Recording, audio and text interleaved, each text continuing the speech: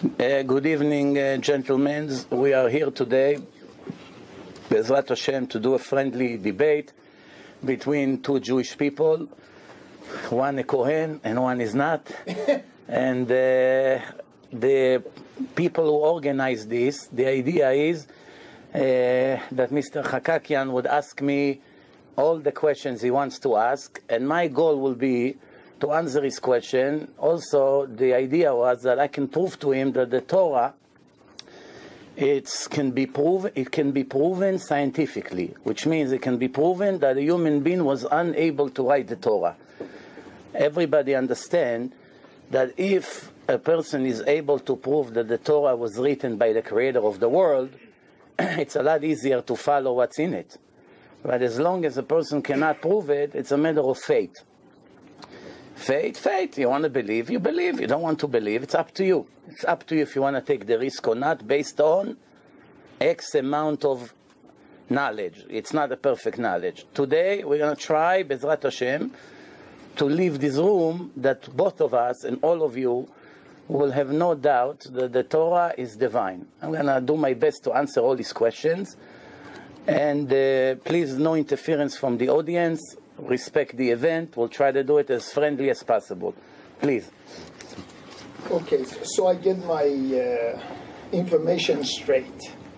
According to Torah, the world was built in 6 days or 5 days, and 6th day was Adam and Eve, and they were the first creatures, and then after them, God created the rest. Am I correct? Yes. When was this period? 5,775 years ago. Okay, so according to Torah, Earth was created 5,700 and change years ago. Okay, how are we going to reconcile this with what science has proven otherwise? Okay, so the answer to your question is, science until this moment has never been proven, not speculate, that the world is more than 2,000 years old. As results of that, I made a very serious research to see if any scientist came out with a solid proof that no one can contradict. And I posted on my website, divineinformation.com, I posted a film by a scientist, non-Jewish, American from Texas, by name Robert Gentry. He made 2 films. It's called Fingerprints of the Creation, when he take all the scientific research that was done to calculate the age of the world and criticize one by one and show you where the speculation is, how it's incorrect, it's not accurate, and the conclusion of his research, and you can see it on a 1-hour video, which leaves not even 1% doubt that the world is only a few thousand years old. Now, to make a long story short, because this question can be 5 hours answer, but I will do it in a very short way. First, you have to know one thing. The scientist has been proven that the world has all the lakes and the rivers who connect to the big ocean. And they carry with them every year sand and debris and minerals. It's all connected to the big ocean. The calculation is that the rivers and the lakes are carry with them 400 million tons of salt every year connecting to the big ocean.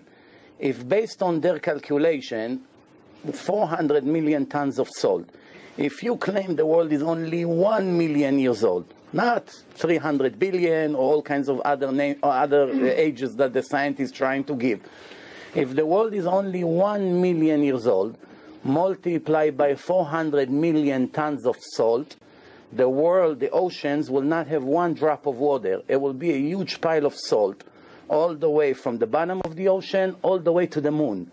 There will not be 1 drop of water in the world. Why? You do the math. 1 million multiplied by 400 million tons of salt. Ton is 2,200 pounds, in case you didn't know. So, therefore, it will be a huge amount of salt. However, there's another way to prove it. If you and... But you say, I don't understand. No, I said no interference from the audience. No, not from any side. I'm not understanding it either. I mean, well, I didn't finish it. Now there are also another way to prove it. If now I will ask Excuse me, Rabbi, I don't want to cut you off. You're continuing as though the rest of the statements that you made are necessarily correct. Okay, can you prove to me, please? You have with you a scientific proof that calculate the age of the world, that it's agreed by all scientists? Show me one research like this in a history. That's a good question. I'll tell you. Okay. Neither one of us are scientists. Neither one of us individually are qualified to speak as a scientist. However, we are all qualified to read based on scientific research. For every one scientist that may or may not be there that claims Earth is 2,000, 5,000, whatever years old, there are probably 99 more who claim otherwise.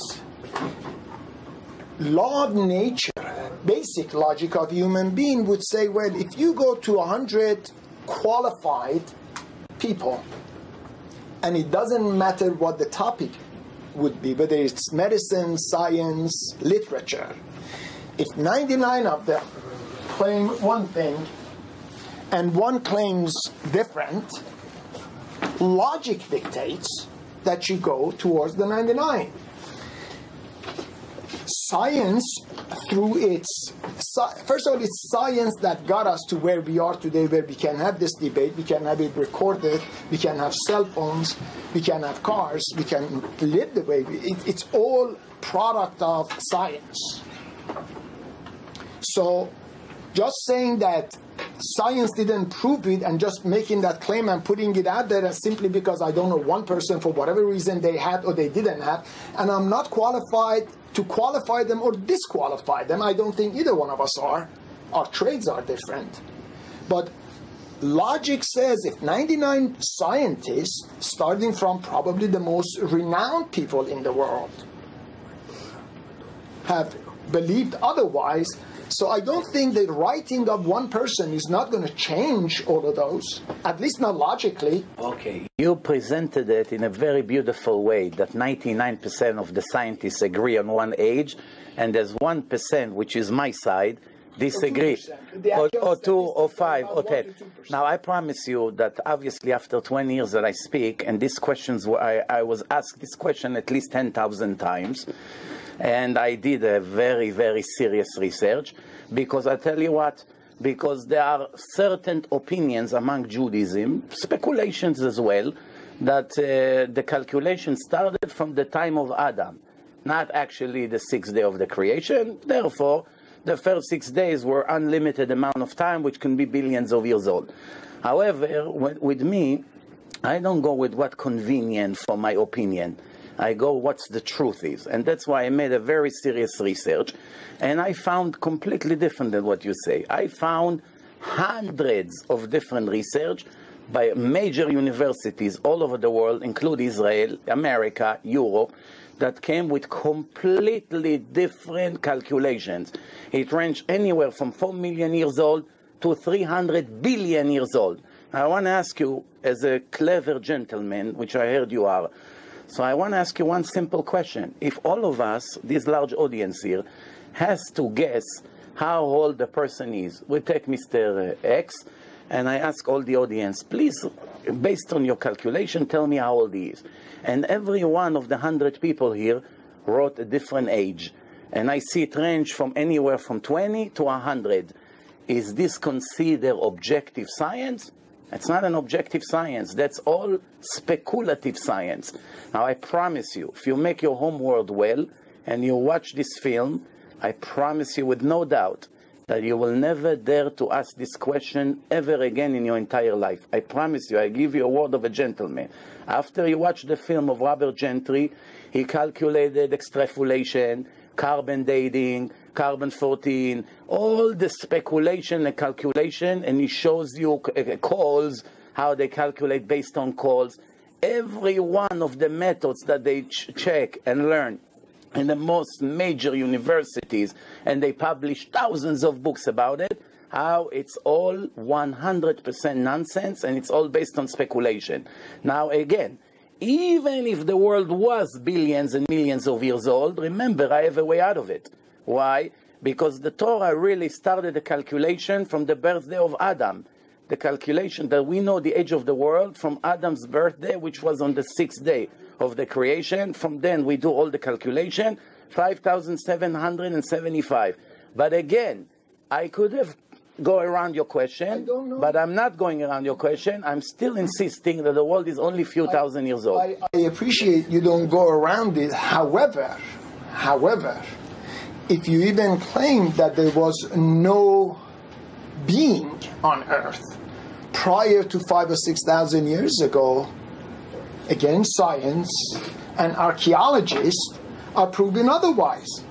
They're finding dinosaurs from millions of years ago. The dinosaurs are only 4,200 years old. They all died in a flood of Noah. All the bones of the dinosaurs that were found are only maximum 5,775 years old. Also, they all died because they did not enter the ark, and the ark was found around Turkey in the highest mountain, Ararat. Nobody builds an ark in the sides of a football field in the highest mountain in Turkey. When they build big boats, they build it on the beach. That as soon as it's done, they push it into the water. There is no way thousands of years ago, even today, with the technology that we have, to carry a boat the size of this building here in Manhattan, to carry it all the way from the mountain and bring it all the way to the ocean. Even the dumbest person in history will not build an ark as was found, and I can even show you the picture of it, exactly the measurements of the Torah, next to the Turkey on the highest mountain of Ararat. They measure it, and that's based on the research. It's the Noah's Ark. Now, the dinosaurs did not enter the Ark. They all died 4,200 years ago. Right. With all due respect, I mean, you're making statements that probably you and people that believe in it, you know, and we respect your beliefs. But scientists with science, when you tell me I'm going to prove to you scientifically, and you deny and you reject the most basic fundamentals of science that says all of these have been, and there are, I'm not a scientist and I don't know how to go about finding these ages, but they have enough scientific tools, means, ways to find out all of these days. This is... When I say I'm going to prove to you scientifically, be careful with what I say. I say I can prove to you that the Torah can never be written by a human being. It was only able to be written by the creator of the world. From that statement that I made, you went to a completely separate issue. If you want to focus on what I started, then I can start showing you the proofs. However, I want only one request from you, and then we move on to the next subject, if you don't mind. Show me, please, by name. I want to hear the name of the university, the name of the scientist, the name of the research that you claim that proves beyond any doubt that the world is more than 5,775 years old. The audience that will watch it tomorrow on the internet, they will have the right to go and check your research and to see if it was proven scientifically. Tell me your source. Tell me your source, please. Hold on a second. No, wait. No, tell me now the source, because this is your opening statement. No. Let me first qualify something. Okay. You're telling me if scientifically I show you studies, Yes. probably a lot more qualified people than Robert Gentry?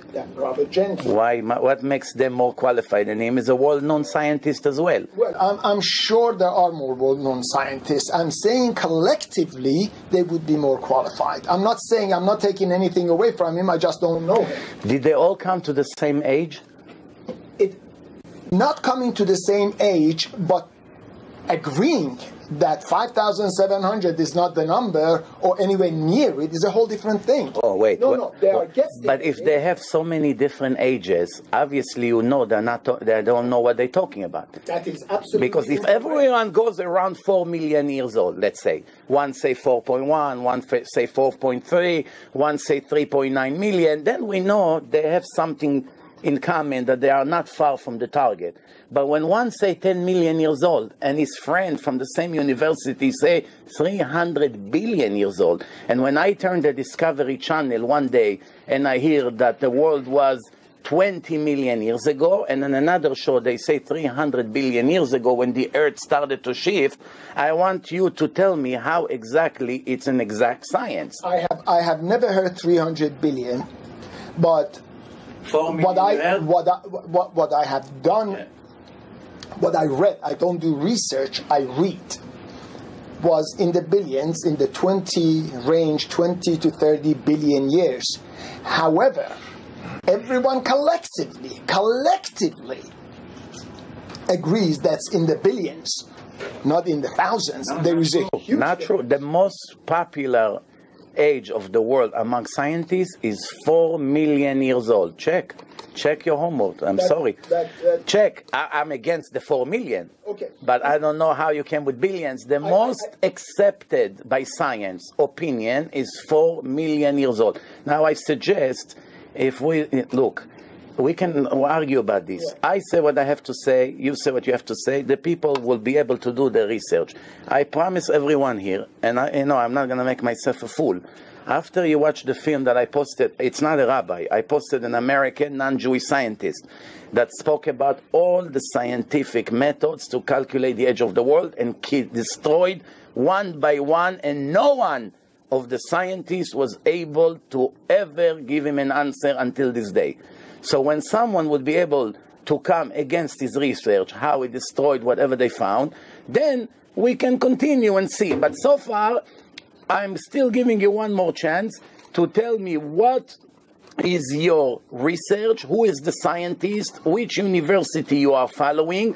Give me a name of a world-known scientist that can swear that the world is billions of years old, and let the people search and see if what he says is based on speculation or it's based on objective science. That's all. You say what you have to say. Obviously, we're not going to start searching on the internet now and waste the whole night.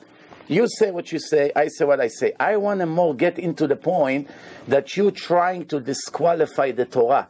I want you to be able to prove to me that the Torah was made by people, and you want me to prove to you that the Torah could not be written by people. I think that's more important than to... Because remember, even if you were able to prove to me that the world is more than 6,000 years old, you still did not contradict the Torah, because many rabbis claim that the calculations start from Adam. Therefore, we don't have any disagreement here, which means it's not relevant to prove Judaism. We are here to prove, is Judaism is a divine religion, or is Judaism is a man-made religion like the Quran, or like the New Testament, and 80 other 1,000 religions and cults who started after Judaism. We only care, and I'm sure you have the same interest. Absolutely. Let me just make a small interject. Professor Stephen Hawking claims this, and I think he's more renowned in the world than anyone else, or probably one of the most. Yes, he's an authority. Right. He's the one who claims such. If you want, I mean, if one name, there are thousands. Did you check how many times he say one thing and then a few years later he came and contradict everything he say? One has nothing. Did you check his record? No. I tell you what. After to do with anything else. No, obviously he claimed in the past based on science certain things, and then later he came and he said everything you heard until now erased. The world was created from a pea. You know, a pea? Peas that the Persian puts in a rice. No. That's how he claimed the world came from a pea. I can let you listen to the recording. No, you are misrepresenting it, Rabbi. No. Their theory of evolution or inception is a theory that has not been proven, which is called the Big Bang theory. That is in itself a theory. The theory of universe is what you're suggesting, and there are still debates on it, and they call it a theory. They do not call it a proven method. Don't forget, all the scientific findings throughout the history originally were a theory, and then they learned to prove it as such. But having said that one, he is not, and I don't know what research you are referring to that he changed. People do research, people come up with theories based on that one, they follow, sometimes they make adjustments. But the concept of putting an age on earth, although you don't want to go there, I mean, you keep on saying, well, I can always say that one. I don't think our issue is, I think the issue should be fact-finding, not, okay, I'm going to give you an answer to keep you quiet. I repeat what I told you. Can you prove to me that Stephen Hawking proved? Remember, the word prove means not a calculation that based on common sense or speculation that sounds logical or things that are convincing when you hear it. I'm talking proof. Prove, it's math. You know what Absolutely. It meant? 2 plus 2, it's 4. That can be proven. All kinds of speculation that makes a lot of sense, I can send you millions of speculation that makes a lot of sense. But I want to tell you one thing. Just until recently, all the scientists in the world had a major argument. It divided the scientific world to 2 groups. Half of the scientists approximately claim that the world was always here. Always here. There's no beginning to the world. The other half of what do you mean? World, you mean Earth? The world, the Earth. Universe? Earth. You can say also universe. Earth. Universe, actually. They were speaking about the whole universe. So the whole universe was always here, which means our star was always here, and there was no beginning to it. The other group of scientists claim, no, the world had a beginning. Now you have to understand what's behind this argument. If the people who say the world was always here, then they circumvent the issue who created the world. Because it was always here, therefore there's no creator. The other scientists, and there's nothing to do with religion, it's just a pure scientific argument. The other group of scientists claim, no, the world has a beginning. Now the argument is over. In the last 20 years, everyone agrees in a scientific world, the world had a beginning. The world was made by a creator. How do they know? They check that the universe is expanding, expanding constantly. Therefore, if you press rewind on your video, and you go with the universe all the way to the beginning point, it gets to a point that was a simple dot. You understand? Or it was the beginning of a creation, which obviously there was a beginning, because there's no way to shrink to a point that you can continue and continue. At one point, that's it. You got to the minimum of the minimum. Therefore, they came to the conclusion that the world was created and it started by someone. We're not going now into the... Or started somehow. Somehow. Yeah. Yeah. Well, my personal belief is something happened. And we can call that God. No problem.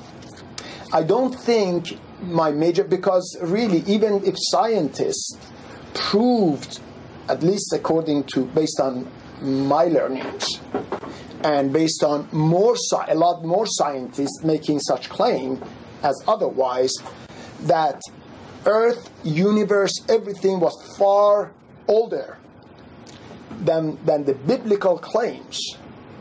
But I do believe if they did not prove there was a God, they did not prove there was no God. Right. So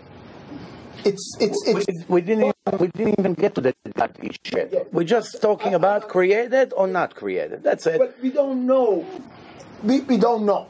Okay. At least I don't know. But I could accept that somehow something. We cannot. When you say someone, it's often referred to a person.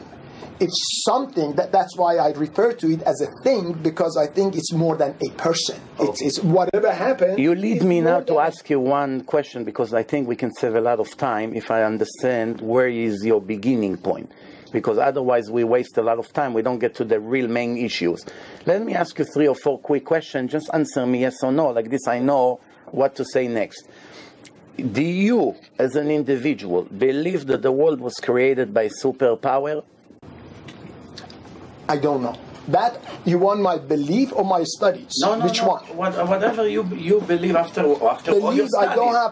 I don't have any beliefs, because no one has come to conclusion. As I mentioned to you, and I agree, the theory of universe is still a theory. They have traced it back to billions of years. They have mathematical, actually Professor Hawkins, by trade, is a mathematician. they have calculated based on lights, whatever else they have, the methods that they have, that but based on science, they just proved that there is a God. You know that. They just came out a few months ago with a big machine that I worked on that for many, many years. Well, actually, scientists, for the first time in history, proving that there was an intelligent superpower, you call it God, you call it something else, that created the world. But let me just ask you a few short questions. Okay, so you're not sure if it was created by a superpower or not? I'm not qualified. Okay, now. Even what I believe doesn't matter. Okay, now, do you think, can you point at one thing that was ever made in this world that we live in? In the world that we live in, there's trillions of things that were made from the day one until now.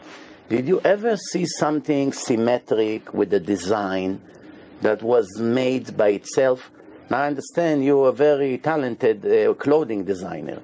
If I come to your factory and say to you, this shirt was made by itself, no one ever cut it, no one ever designed it, accidentally the sleeves connected, the buttons know how to come, the holes came exactly next to it, and here you have a beautiful $10,000 suit, and it was made by itself. Would you call 911 and tell them, come take this psycho quickly to evaluation?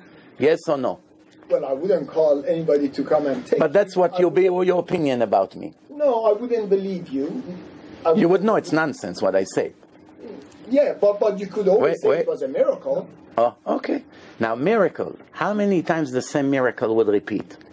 If now in your factory you have 10,000 suits like that, is it statistically possible that the 10 suits will, every time that goes like this, a suit is created by itself, and again, and again, without debris, which means if there were 10,000 suits that came crooked, all kinds of garbage, holes, one came perfect. No, I understand where you come from. Then another 10, 20,000 horrible suits, one of them came perfect.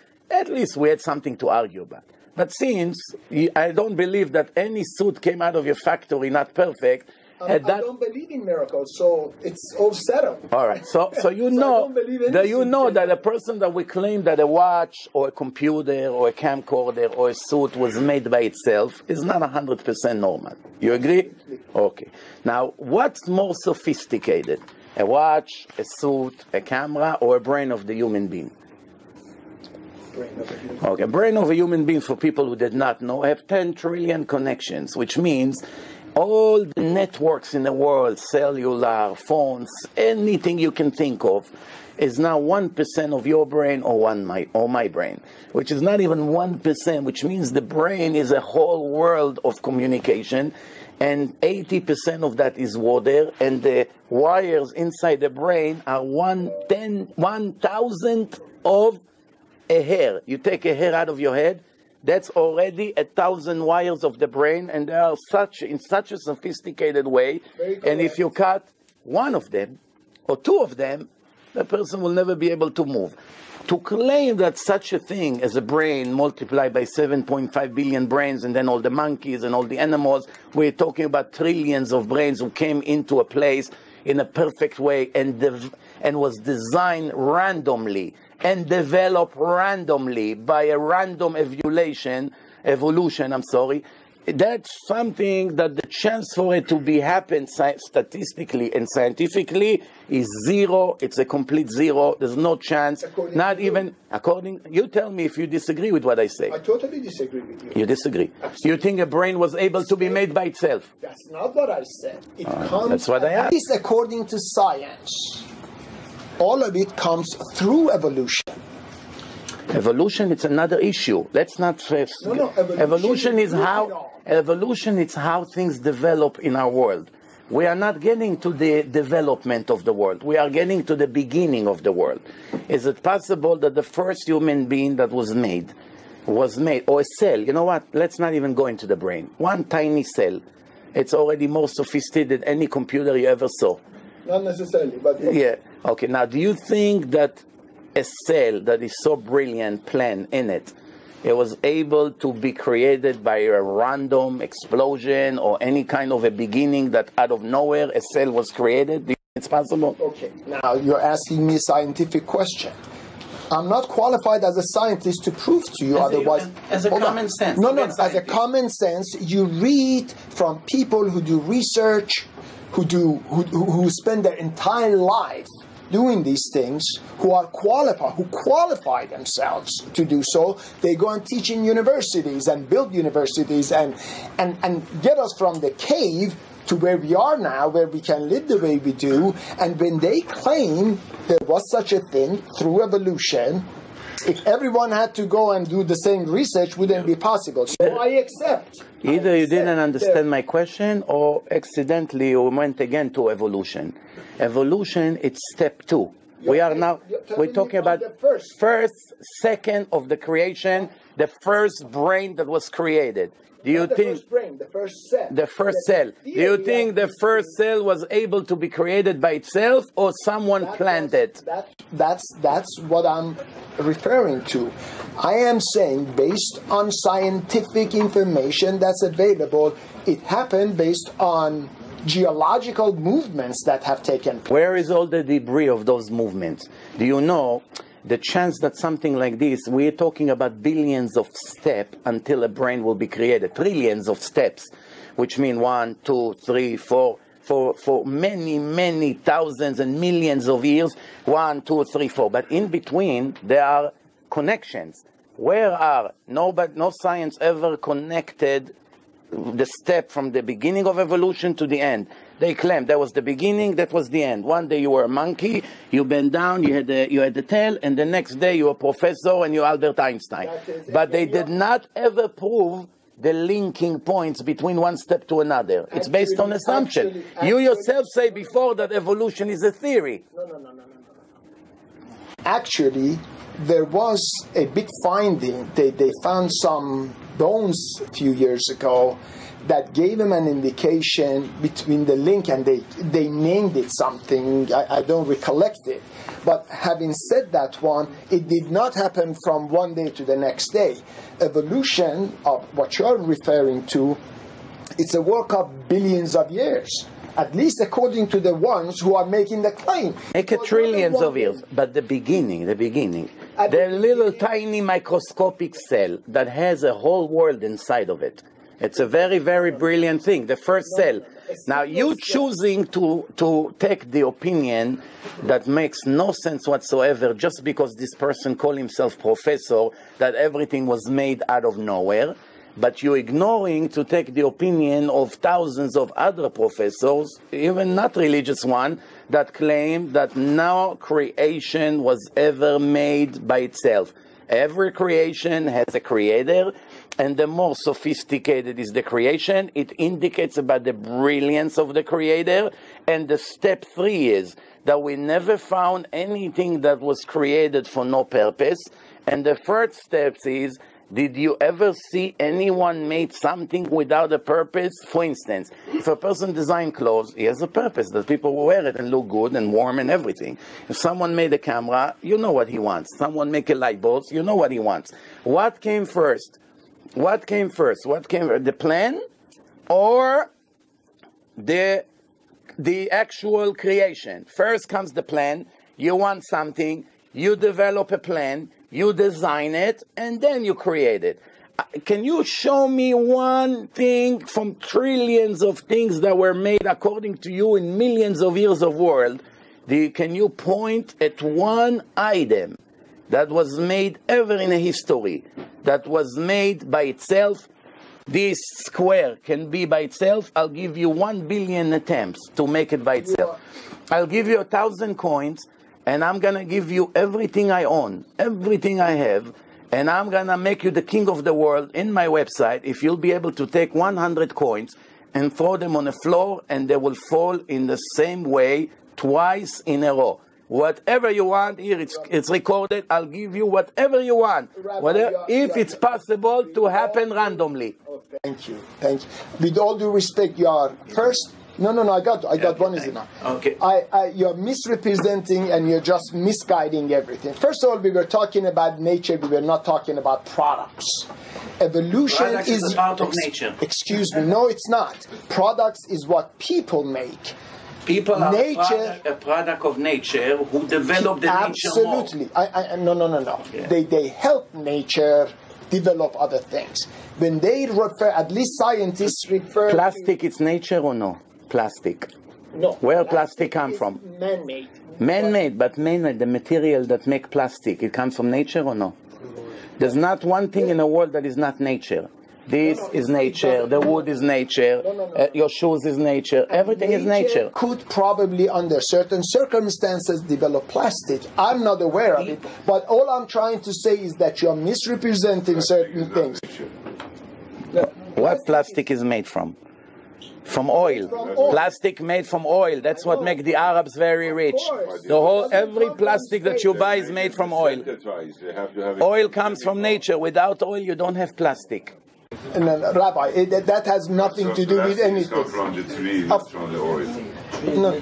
All right, I tell you, I have a suggestion. I have a suggestion. But I just wanted to make one point. Yes. You're referring to one scientist, and you're really getting the most renowned, the most respected scientist currently alive. We don't know how long for. And you're saying he claims himself a professor. He's not claimed by himself professor. He's a renowned, accepted, logical, well-informed, well-read, well-studied individual. And then on the other side you say thousands of others. I think the ratio is the reverse. Who was bigger, Albert Einstein or Stephen Hawking? They're both great. But who is much bigger? Einstein is well. Do you want me to read to you a few quotes from Albert Einstein? No. Do you want me to? Google. You told me this thing last time, and I suggested the same thing. Okay, here I came ready for you, Albert Einstein, because he told me that you're going to ask me that. Einstein. If you Google, and everybody, as you said, we don't have the time. I recommend everybody Google Einstein on religion. His opinion, it's not a one-sentence thing, because if you take one sentence out of a book, it could mean totally different than when you read the book. So I think I encourage everyone just to Google. Not that it would matter a lot. Here, I'm convinced. I'm not trying. I'm not trying to change. You give me permission to read two sentences from Albert Einstein and tell me if it's open for interpretation. He said like this, Albert Einstein about religion. And by the way, I took it from a secular website, nothing to do with religion. It says like this. It says, God is not playing with dice. That's when he spoke about the mechanica de quantum. Mechanica de quantum, he said God is not playing with dice. I claim that the religion, the cosmic religion, is the strong mother and the superior to risks to scientific research. The religion is using the word religion. Then it says, I believe in a God of Spinoza that is revealing himself. Spinoza was a Jew. That revealing himself in the harmonic of the entire universe. I don't believe that God cares about the individual acts of human being. So he believes in a God creator. Then in another place he wrote, the more I research with my scientific work, I was more amazed how brilliant is the creator and how our knowledge about his work is so limited. I don't think it's open for interpretation. As the greatest scientist in the modern history, he believed in God, and I have a list of 20 other scientists that are just as big, that they all knew there is a creator. But I have a great solution for you, which I'm sure you would like, I'm sure. Look, if I come and claim to you, I say to you, from brother to brother, I say to you, look, it all comes down to one issue. We can argue about science for 5 million years. You know that. And it's never going to end, because you're going to bring a new one and I'm going to bring a new one, and that's never going to end. We have a much easier way to prove. All I have to do, I come and I throw a bomb at you. You hold the bomb, you throw it back at me. Eventually someone would left with the bomb. I come and say to you, I can prove to you in maximum 1 hour, maximum, and since you're a clever person, it will be 20 minutes, that the Torah can never be proven, can never be written by a human being, only by the creator of the world. I'm going to show you certain things that are written in a written Torah and in the oral Torah, which many more skeptic has claims against the oral Torah more than the written Torah. And I'm going to ask you to explain to me if it's possible that a human being 3,300 years ago, as the Torah was given to the Jews, if 3,300, even today, but needless to say back then, when they didn't have the technology of today, no computer, no satellite, no telescope, but even today, is it possible that a person was able to write it in a book 3,300 years? I'm sure you're honest enough and you make good impression, so I'm sure you're going to give me a yes or no answer. I'm going to write to you certain things that is written in the Torah, and I would ask you only to tell me, is it possible that a human being was able to write such a thing? Or only, call him whatever you want, don't call him God, it doesn't matter. Only the creator of the world was able to write it. At the same time, if you have any specific evidence based on what's written in the Torah, that this is a human error, that would prove that the Torah is not divine, or at least parts of it. So now we come down to one argument. You have to prove to me that Torah is not divine. I have to prove to you that Torah is divine. If you agree with me, or the vast majority of the people who will watch our debate, they would agree that I convince you that the Torah is divine, I reach my goal. If you will be able to convince the audience that you put enough doubts in the Torah that it cannot be proven as divine, you won the debate. That's it. We can talk about science forever, but it's not so relevant to the religion. Let's talk about religion now. So I agree with you. First of all, let me tell you my position on God and the Torah. all of those. Written Torah, oral Torah, and God. Let me first say, no. Let me tell you. First, we agree that we disagreed on scientific findings. So at least our audience are clear. You and I totally disagree on the finding of science. And I think this is easily... You did not supply one solid proof. If we be in a court of law... but you made a claim. No, but you claim that the scientists proven that the world is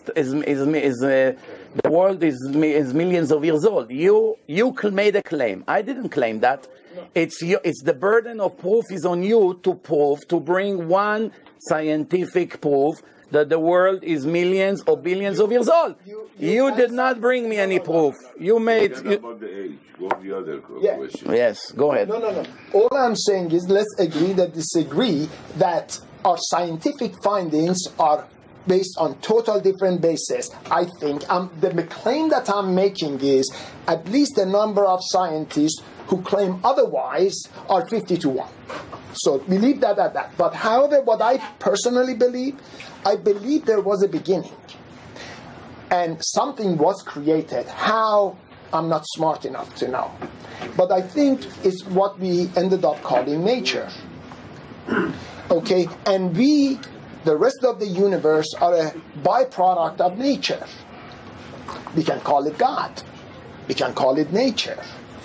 But I don't think personally that God, that was the beginning creator of the first thing, so to speak, the first, if the law or the theory is correct of the Big Bang, did that one to create us so we can enjoy the rest of the universe. If you really look at the size, how vast universe is, you are going to see that are irrelevant. But you can talk about, I think... No, I think... Do you think that the Torah was written by people or was written by God? What do you think? It's a very good question. Yeah. What do you think? I think it was written by people. You think people wrote it from the beginning to the end? I assume so, and I've spoken with a few other rabbis. If I'll prove to you that inside the Torah there is hundreds of pieces that could never be written by a human being, only the one who created the world had that knowledge, would it change your mind? I'll tell you with one caveat. The main issue with Torah is not written in a language where a layman would read it. The problem is Torah needs to be interpreted by different people, and different people interpret it differently. Different rabbis, depending on where they are, past, present, they all interpret it different. Now, if you tell me this is what is written, but now it means that, that's a different story. But if that's not what I'm talking about. Okay, then you go ahead. Absolutely. No. I am all ears. Okay. I'll give you the first proof. According to Judaism, before there was a Jewish calendar, 2 witnesses has to come. They testify by the renewal of the moon. Once the moon renewed every month, Judaism goes based on the moon and based on the sun. The Christians go based on the sun, and the Muslims go based on the moon. And there's 11 days and change difference between the year of the moon, the year of the sun, which means every 3 years the holidays would move on a calendar by approximately a month. Now, the Torah says that the Jews, since they depend on this calculation, they have one limitation. What's the limitation? Passover must always be in the month of the spring. Pesach, Chag Aviv. Passover, holiday of the spring. And since in a divine book you cannot have any human error, you cannot have. If Pesach would be in December, when everyone is freezing, then you see the first mistake in the Torah. And that will be very easy from now on to have question in almost everything in the Torah. Because once you have a mistake, like the New Testament and the Quran is full of mistakes, if you watch some of my videos, you're going to see, once you find a mistake in the written or in the oral Torah, then you know that everything else is questionable and makes your life a lot easier to prove your point. You don't need to go through science and all kinds of speculation. You would come and say, you see this? This is a mistake in the Torah. Therefore, it cannot be from God. Just like in the New Testament, it said that the cave of Abraham, Isaac, and Jacob is in the city of Shechem, Nablus. And every fool knows it's in Hebron. And God doesn't make such mistakes. That's a serious mistake, right? Christians comes and say God gave the Jews the Torah, and we believe the Torah. We call it the Old Testament. The same God gave us another book. And once we go to the second book, we find over there are contradiction to the first book, which means God never gave them the book. End of story. It takes 5 minutes to prove it. Same thing you can do in the Torah. So now let me explain to you what the proof is. The Torah say that one time, it's in the Talmud, it's mentioned in the Talmud, the Torah said in Masechet Rosh Hashanah that witnesses came to the Beit Din, and Rabban Gamliel, the president of Israel, at that day it was his turn to sit in the Beit Din waiting for the witnesses. You need minimum 2 to come and testify by the renewal of the moon. Few witnesses came, and they told him, now it's the renewal of the moon. Because I'm not as educated as you are, you need to explain this. I don't understand what you mean, so I'm lost. So ask me what you don't understand, and I'll tell you. What do you mean to testify? I tell you, you know, you look at the moon, right? In the beginning of the month, the moon is very small. On the 15th of the month, the moon is full. Yeah, because and then it reduces. Exactly. So from the beginning to the middle, it's growing. From the middle to the end, it's decreasing, the moon. Yeah, right? It moves away. The cycle of the moon is approximately 30 days. Yeah. Approximately. Absolutely. Okay, so now in Judaism, thank you very much. In Judaism, the renewal of the moon is something very critical. What's critical about it? All the holidays, for instance, if the Jews will eat on Yom Kippur, or they will fast on Yom Kippur, it depends if you know to announce the renewal of the moon on the right day. Because if you miss by few hours, if you do it after sunset, everyone will eat on Yom Kippur, and everyone would fast in the following day, which is a big tragedy according to the Torah, that all Jews in the world will not fast on Yom Kippur. So it has to be very accurate, which within seconds. Why? Because if sunset today, it's 5 o'clock exactly, which means if one witness would come and say 4:59, now it's the renewal of the moon, and the second witness would say it's 5:02, that's a big difference. If you go based on the first witness, everyone would fast on one day, and if you go on the second one, everyone would fast on the following day. So this is one of the most important things in Judaism, to know where the holiday is going to be, where to celebrate Passover, where Rosh Hashanah, which is the judgment day, when Yom Kippur is, when Shavuot, all these things depend on the renewal of the moon. So now the Gemara says that Rabban Gamliel was sitting waiting for witnesses to come. The witnesses came, and they say to him, now, it was a cloudy day, now it's the renewal of the moon. Now he's sitting inside the building, and they come from the mountains. People waiting and to see when the moon disappears, and right beginning to grow, they run to the Bedin, because remember, there was no Jewish calendar. Today it's very easy. You go in a calendar, it's all pre-calculated. But back then, it was done manually every month. So the witnesses came, and they say to Rabban Gamliel, now it's Rosh Chodesh. Now it's the renewal of the moon, therefore the Jewish month started as of now. And he said to them, all of you are wrong. It's in the Talmud. It cannot be. And this is what he said. The renewal, this is how we receive. This is how we open his statement. This is how we received from generation to generation all the way to Moses. The renewal of the moon can never be less than 29 days and a half and 2/3 of the hour and 73 parts of the minute.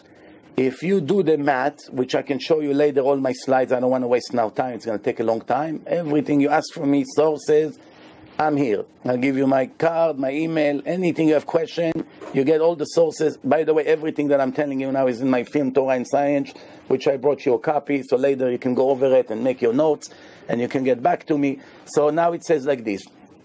Calculation of the renewal of the moon. The renewal of the moon, which is millions of calculation. Every month it's different than the other month. The world is moving, all the galaxies are moving. So every month is different than the month before. The Gemara says, the Talmud, which is 100% oral Torah. It's in the oral Torah. The renewal of the moon will never be less than 29.530590. I repeat, the cycle, the minimal cycle of all the moons from now for eternity, as long as this world exists, will never be less than 29.530590, which is 6 digits after the decimal point, and it was written 2,000 years ago in the Talmud when there was no calculator. Now, if I show you right now, if you want, I turn my screen to you, a research of NASA, the institution of science in the United States, and the Germans, which are even higher than NASA, the scientists of Germany. Both of them did their research and spent billions of dollars and thousands of employees and measurements and all the everything. After many years of research, they came with they published the minimal cycle Earth-Moon system. 29, the Americans, 29.530588. The Germans, 29.530589. Which means the difference between Americans to the Torah, it's 2/10,000 of a second. Take 1 second here, 1, 2. Take that period, divide it to 10,000 pieces, take 2 of them out. That's the difference between what the Americans discovered by investing billions of dollars and what the primitive oral Torah from 2,000 years ago, when there was no telescope, no satellite, no nothing, the Torah wrote the renewal of the moon will never be less than this number. Meaning, if it will be 29 days and 12 hours and 40 minutes, and it will be 2-3 minutes below that number, based on scientific, objective science. You see, this is science. I use science all the time to prove the Torah. The difference between you and me is you choose from science all kinds of speculation to back your opinion up. I don't work like that. I work with what's real and can be proven and what's speculation. When I have speculation who back me up, I don't use it, even though it's backing me up and I can fool the audience. It's not my style. I work only with what was proven. This is something that was proven. Scientific, it's objective science. It's calculation. They both did different research and they came 1/10,000 of a second different between the Americans and the Germans. And the Gemara, 2,000 years before them, wrote the renewal of the moon. Now you have to agree with me that even today, not 2,000 years back there, even today, you and me, with Google, with science, with professor, with Hawkins, with everything you want, nobody today on his own can commit in a divine book that the renewal of the moon will never be less than this number, and if it is, by 1 minute, Judaism is over. Now, do you think a person was able to write such a thing? What do you think? That's one out of thousands of proofs like this that I have. Well, I really don't know what is right, what is wrong. I mean, these are claims that you make. I don't think I'll open you right now the NASA page, original page. I don't know how you make the question. He doesn't know. I want to ask a question if you don't mind. No, you can. You can. I invited you to do so, but you can't really. He got you. I don't mind he got No. Look, lack of one thing does not prove existence of another. Otherwise, we're going to be all talking. Let them really talk and not anybody interferes. Let's set up the policy. Thank you. No. If we can be lower. Let me take care of the lack of one thing does not prove the existence of anything else. At least this is scientifically. You are telling me that the Gemara says, Torah doesn't say, the Gemara says. Gemara is oral Torah. Well, it was a claim that was made. I can concede to that one because I never read Gemara. If you say you never read Gemara, I have a better question for you. Did you ever read the written Torah once in your life from the beginning to the end, and you understand the meaning of the words? Forget about the secret, forget about Rashi, forget about commentators. Did you read the written Torah from the beginning to the end, every verse, and you understand the simple meaning of every verse in the Torah? Not every verse, and not every. But have I read it? I went to Jewish school for enough years. I read it. But especially when the meaning, it's written in Hebrew, the real Torah, and the translation. In English. No. The translation, the word-to-word translation really does not have much meaning. It's only when a rabbi sits down and it explains it to you differently, or it interprets it differently, that it comes up. No. I did not talk about explanation and commentaries. I spoke about the simple Hebrew that every educated Israeli, secular, did not go to Jewish school. You come and you tell them, read the Torah, and he understands what's the meaning of the words. Of course, there's a lot of secrets. I'm not even getting into the secret. I'm just asking you. I tell you why I'm asking you this, because I'm speaking for 20 years. And you have to assume that you're not the first person who come to debate me in person or in front of audience. It happens many times in the past. But I tell you with my hand on my heart that 20 years, millions of people already listened to my lectures. And I spoke in 5,000 different events and seminars all over the world. And I have so many CDs and websites, one of the most successful in the world. But I promise you now, and this is unbelievable what I'm telling you, but I promise you, that it's not a lie, that not one time I had one secular Jew that come and criticize the Torah and doubt the Torah, that ever read the Torah once to understand the simple meanings of the words, not include the secrets, not include the oral Torah, just the simple meanings of the Torah. And I promise you one more thing, and I hope you believe me, that if you go home and you put a week from your time, from your businesses, and you read the Torah from the beginning to the end, you will never need to debate anyone. You would not need me to prove to you that Torah is divine, because by you reading all the strange things that are written in the Torah, you would know already as a clever person, no human being would write such thing, because he has no incentive to write about sacrifices, putting the blood over here, putting the blood on the toes, cleaning the house for some crumbs, because if a faker would write the Torah, he would want fame, he would want money, he would want control, he would want to be famous in history, he would want to get something for himself. But if you read the Torah, you see that the writer of the Torah, if you claim he was a human being or a rabbi, whatever you call it, did all the mistake that it's possible to make his life difficult. First, he wrote on himself that he's stuttering. Second, he wrote on himself that God punished him and he never entered the land. Third, he wrote that his children were not worthy enough to inherit him. Fourth things, he wrote that God got angry at him. Fifth, he wrote that people rebel against him again and again and again and gave him hard time. Then he wrote certain things in the Torah that basically making his name be memorized in the history with defects, problems. nobody ever would write about himself in a book that he comes to control the people, that he's have this problem and this, and he got punished. No one would write such a thing. Plus, if I want to fool millions of people and want to give them a book, what's behind my plan? Money? Fame?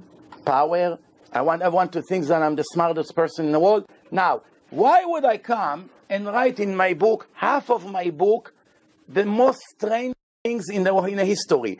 What does it help me if my listeners will... questions or... It's a statement. It's a statement. Yeah, okay. but don't worry, you'll have the time to comment as long as you need. I'm asking, what a person would gain anything by telling people to clean their house from breadcrumbs? Nothing. A person gain anything to tell people to spend millions of dollars on sacrifices in the Holy Temple? He gets nothing. People get angry. Nobody wants to bear money. A person would get anything by telling people not to go to work one day? What does he get by that? Let them work as much as they want. As long as they give me the money, the fame, the power, let them do whatever they want.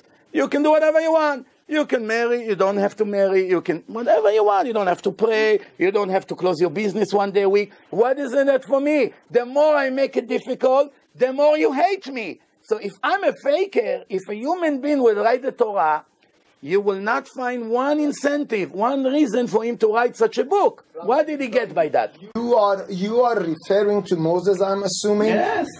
I didn't claim... Anyone. I didn't claim that someone else other than God or Moses, I don't know who wrote it. What I would assume, at least based on more reformed rabbis, Torah has been written over time and it has been corrected until a certain time, and then they did not. But however, it's not like to say, okay, because certain thing is said, so it's divine. You tell me from the beginning, when let's say Moses brought all of those people out, according to some claims, what, 2 million people came out? More than 3.5 million. More than 3.5 million people came to the desert. Okay? Now, 3.5 million people, and I assume there were men, women, 40 years, they eat. Human's nature. Yes. You eat. You let out. Yes. You have deposits. Right. Where do they go? What's the problem? Where do you think your grandparents went when they had to go to the bathroom in Iran 70 years ago? To the forest.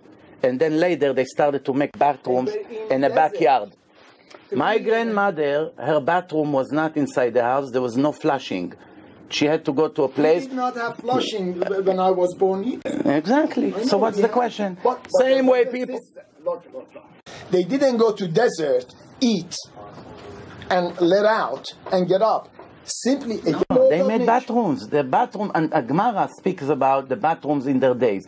The Shulchan Aruch 500 years ago described the bathroom. They make a big hole in the ground with holes, just like the Israeli army until today has. And people go over there. They make themselves. They build a place for modesty, and the waste go very deep in the ground. And every once in a while they cover it with sand and they create a new bathroom as they moving. That's really not. That's not really a question. Huh? The food? Oh, wait a minute. Oh, now you're leading me to the next proof. Tell me now one question. Can I prove to all these people? Can I prove to all these people now things that happened to them that never happened to them? Can I come and give them now a speech? Ladies and gentlemen, thank you all of you to listen to me.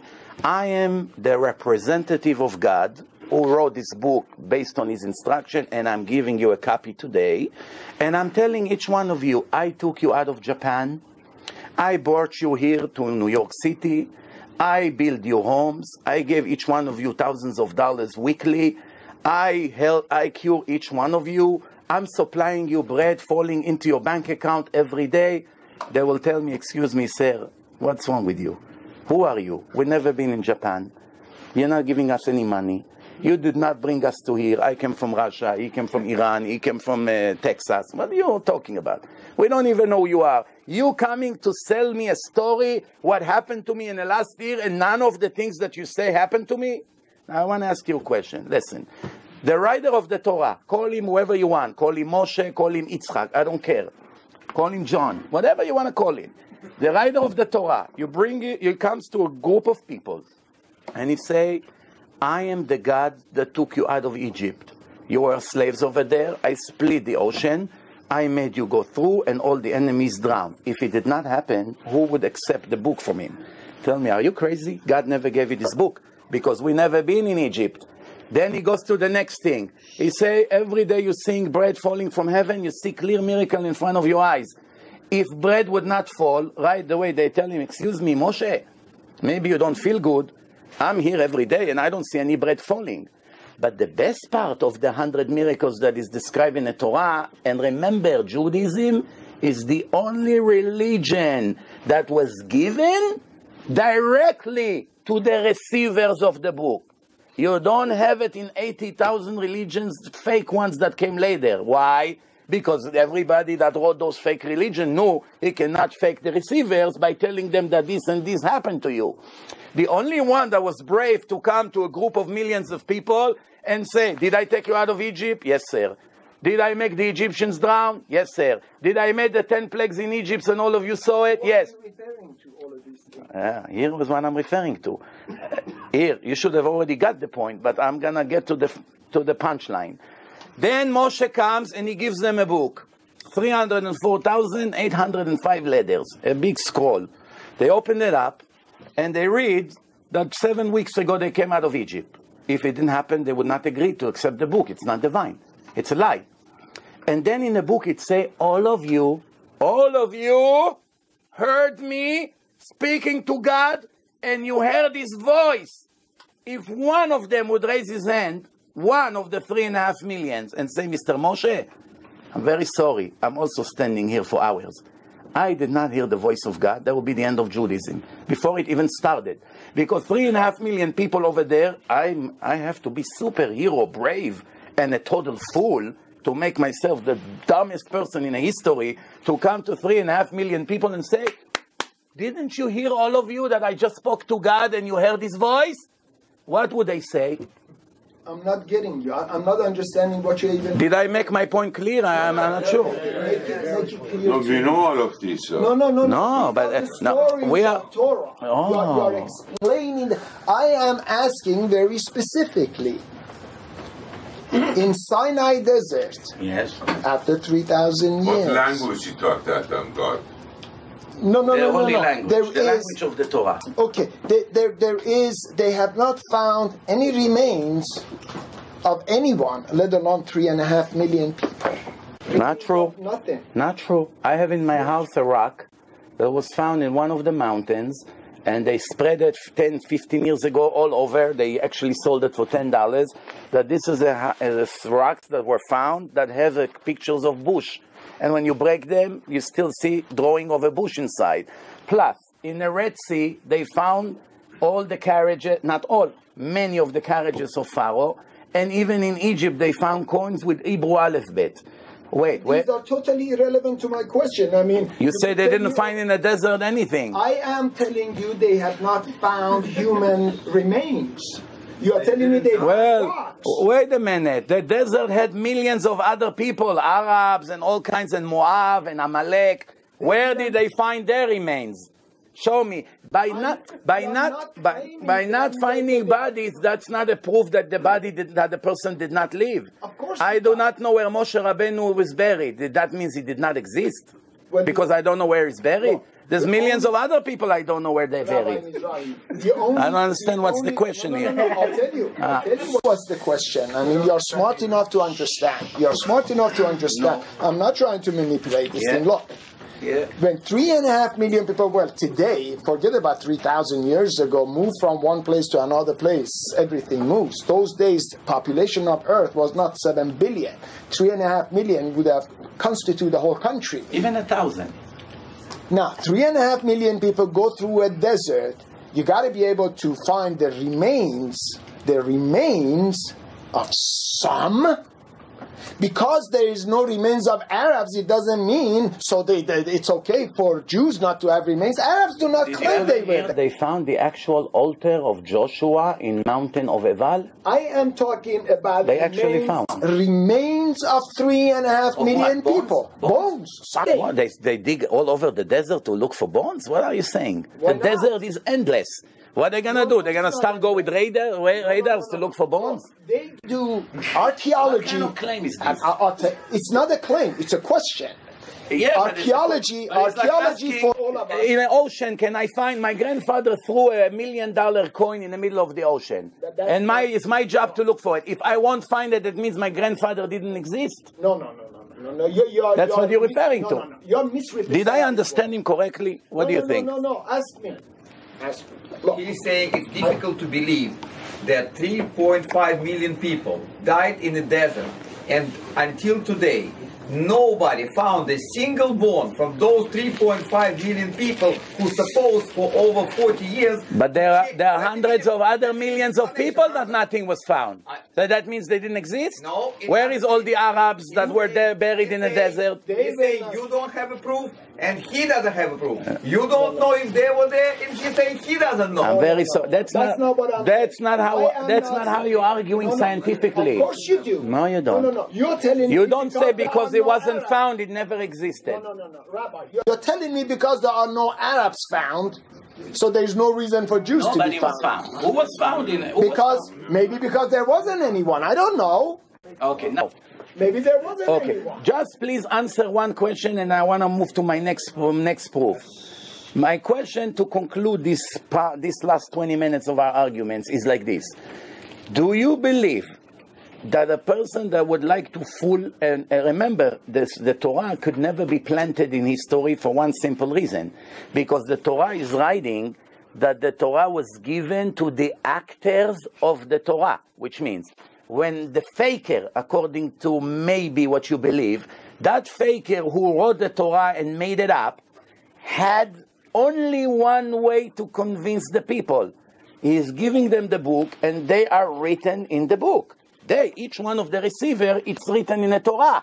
Now, he comes and gives them the Torah. He describes 100 miracles that happened to them, he claimed to them that the way to know that God gave him the book is that all of you heard me speaking to God, and here I'm bringing you the book of God.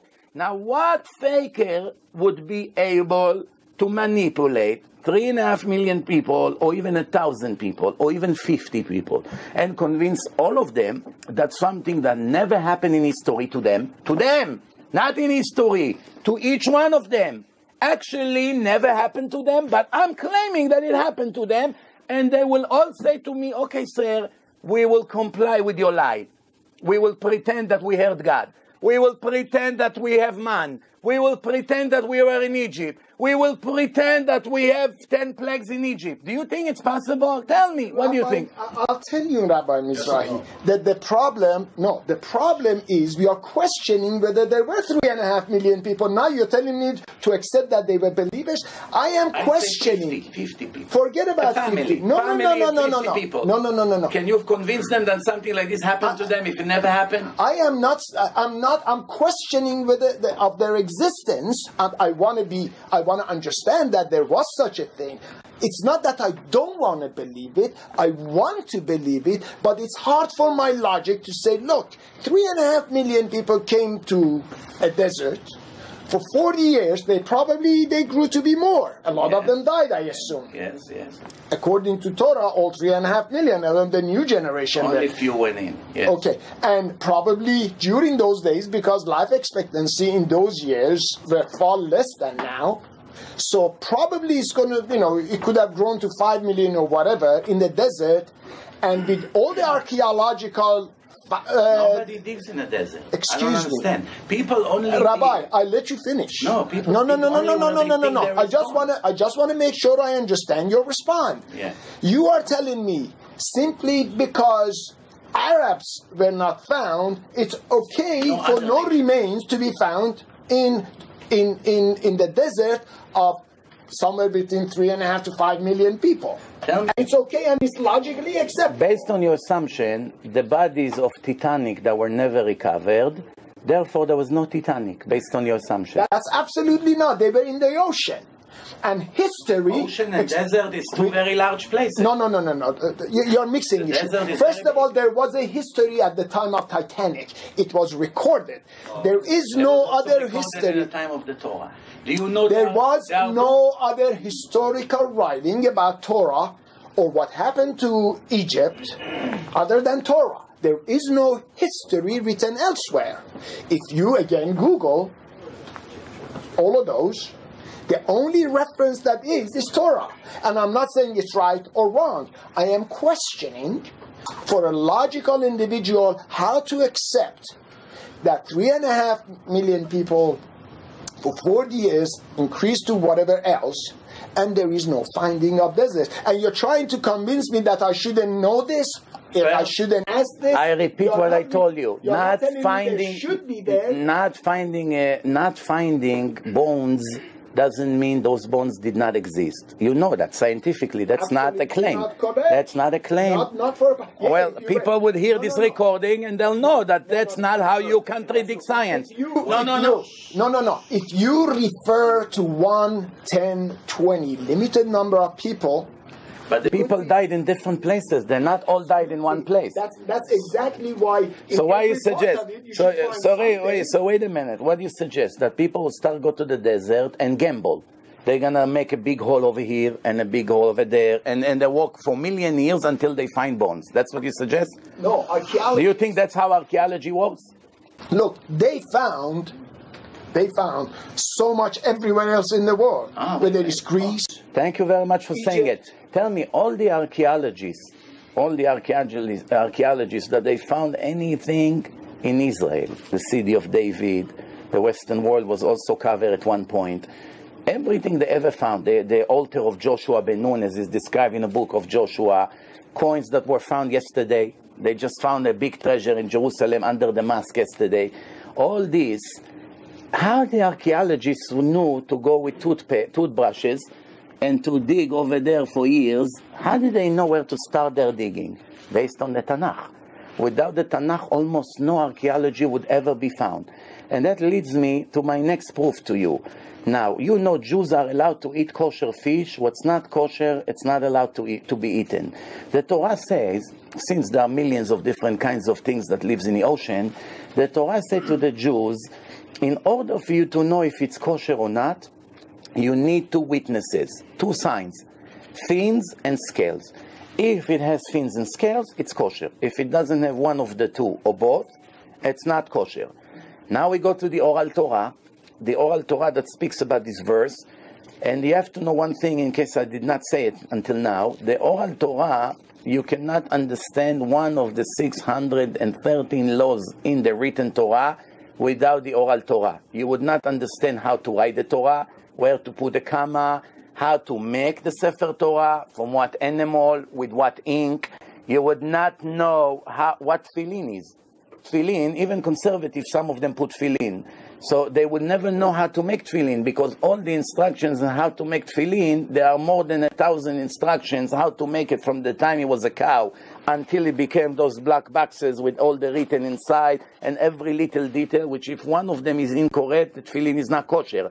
None of that is written in a written Torah. Circumcision of the baby, most Jews, even atheists, they circumcise their baby.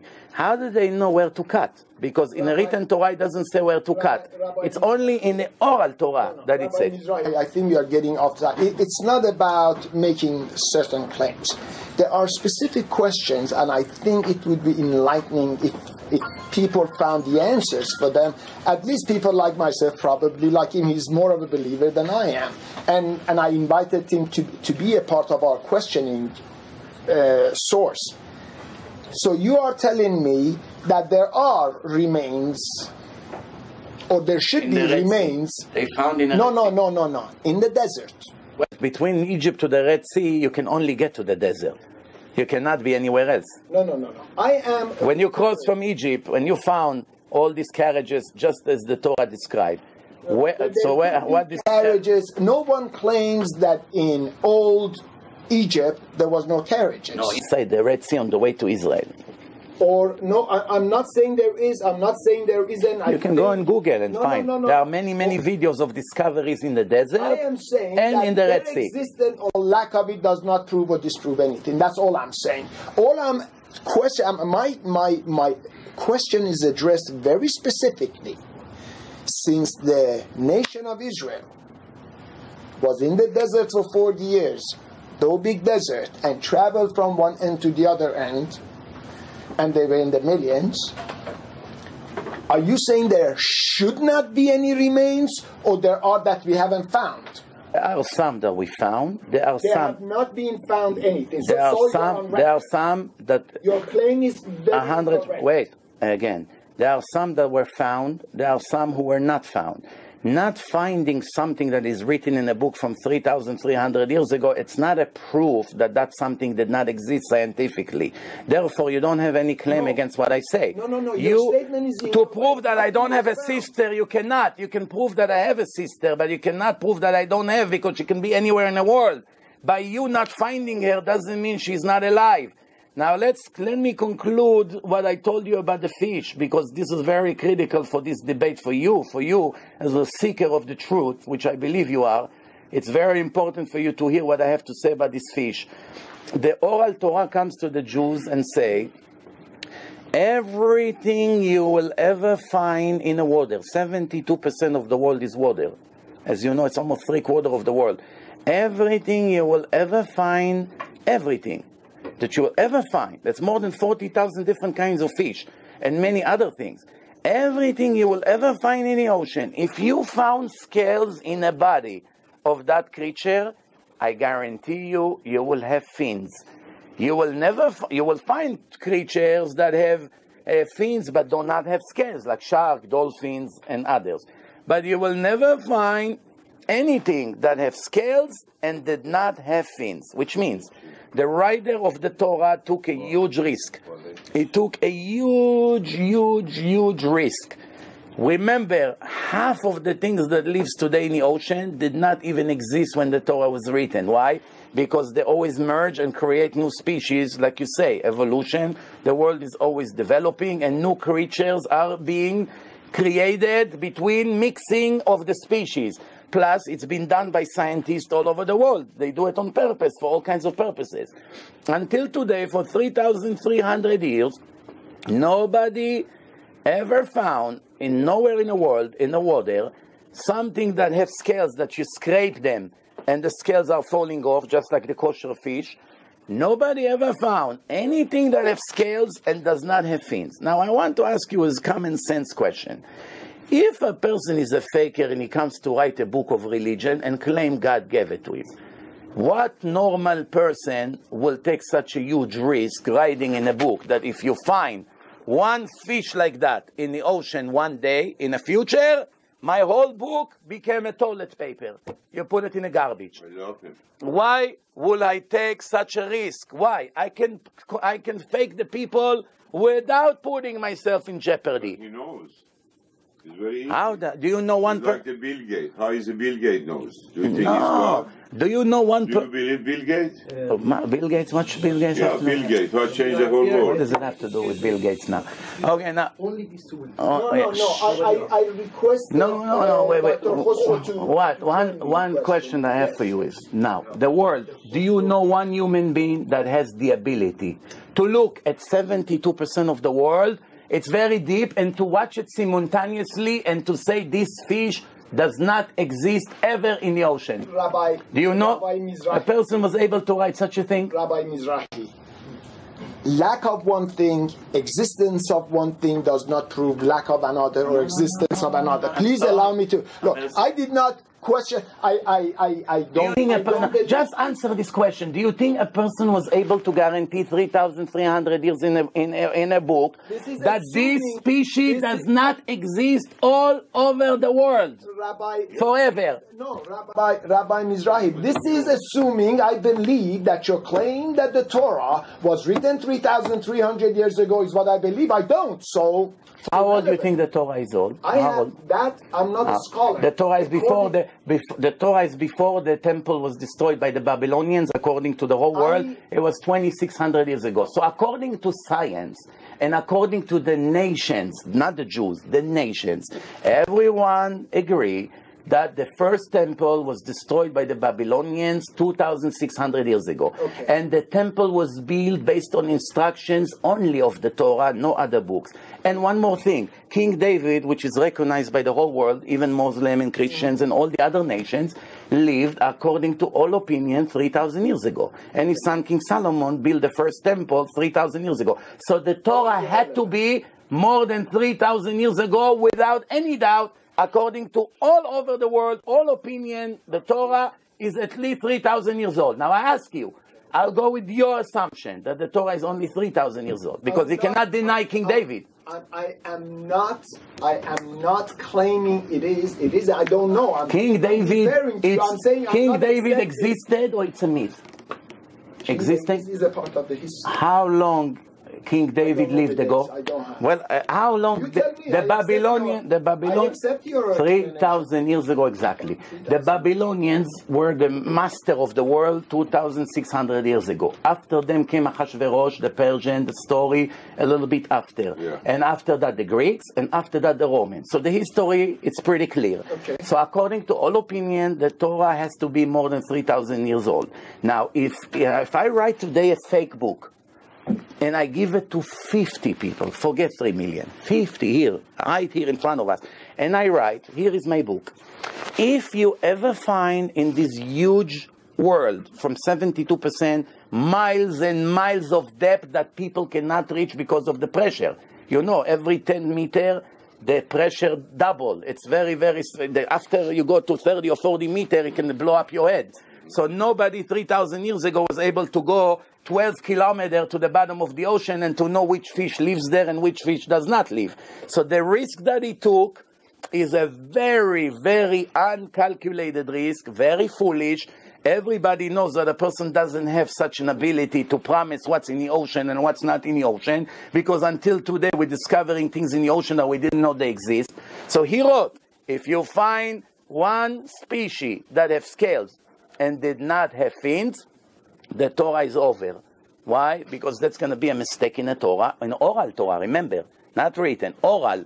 The oral Torah committed to that, which means all you have to do is to bring... The oral Torah written. The oral Torah was given to Moshe Rabbeinu orally, verbally, the same day that he received the written Torah, because inside the written Torah there are few verses that proves it. One, it said, these are the Torahs, in plural, that I put in the hand of Moshe in Mount Sinai.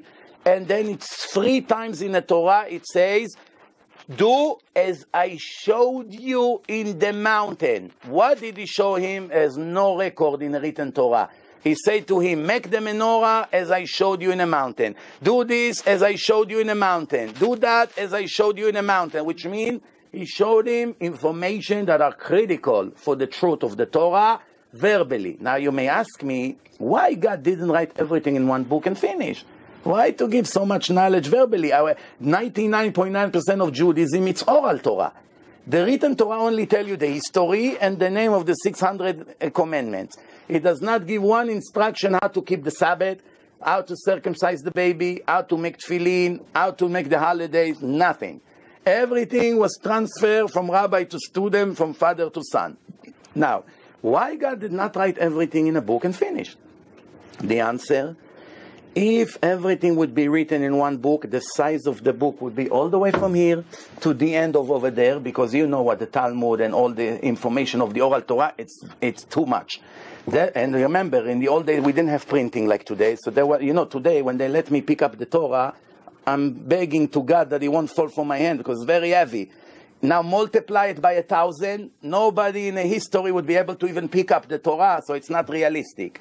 But the main reason is not what I told you. There's a much better reasons for it. The reason is, Gentiles that want to join the chosen people, the Jewish nation, they have to go through a conversion process. The way to do a conversion process is to start learning Judaism, the 13 principles and all the laws and the holidays and everything. And after all of that, they have to come to the Jewish court and to get tested. And after the Jewish court approve them, they circumcise the male, they put them inside the mikveh, he goes in Chris, he comes out Avraham. That's how it goes. Now, You can smile. Very good. Okay, now. So now the point is like this. Now, if the Goyim, the Gentiles, would have everything written in one book, they don't need you, they don't me, they don't need the rabbi, they don't know any rabbi. Everyone would know how to make tefillin, everyone would circumcise his baby, everyone would learn Hebrew, everyone would know how to bake matzah. Everyone, in those days, everyone had a beard. So right away, you go to a place in the world, somebody come, what's your name? Yosef. But it's really Yusuf. It's not Yosef. So he say to you, who are you? I'm a Jew, came from this country. He has tefillin, he has mezuzot, he has everything that you have. There's no way to know who's a Jew and who's not. You know that. If someone has a beard and a yarmulke, even if he's not Jewish, you'll think he's a Jew. There's no way to know by the body.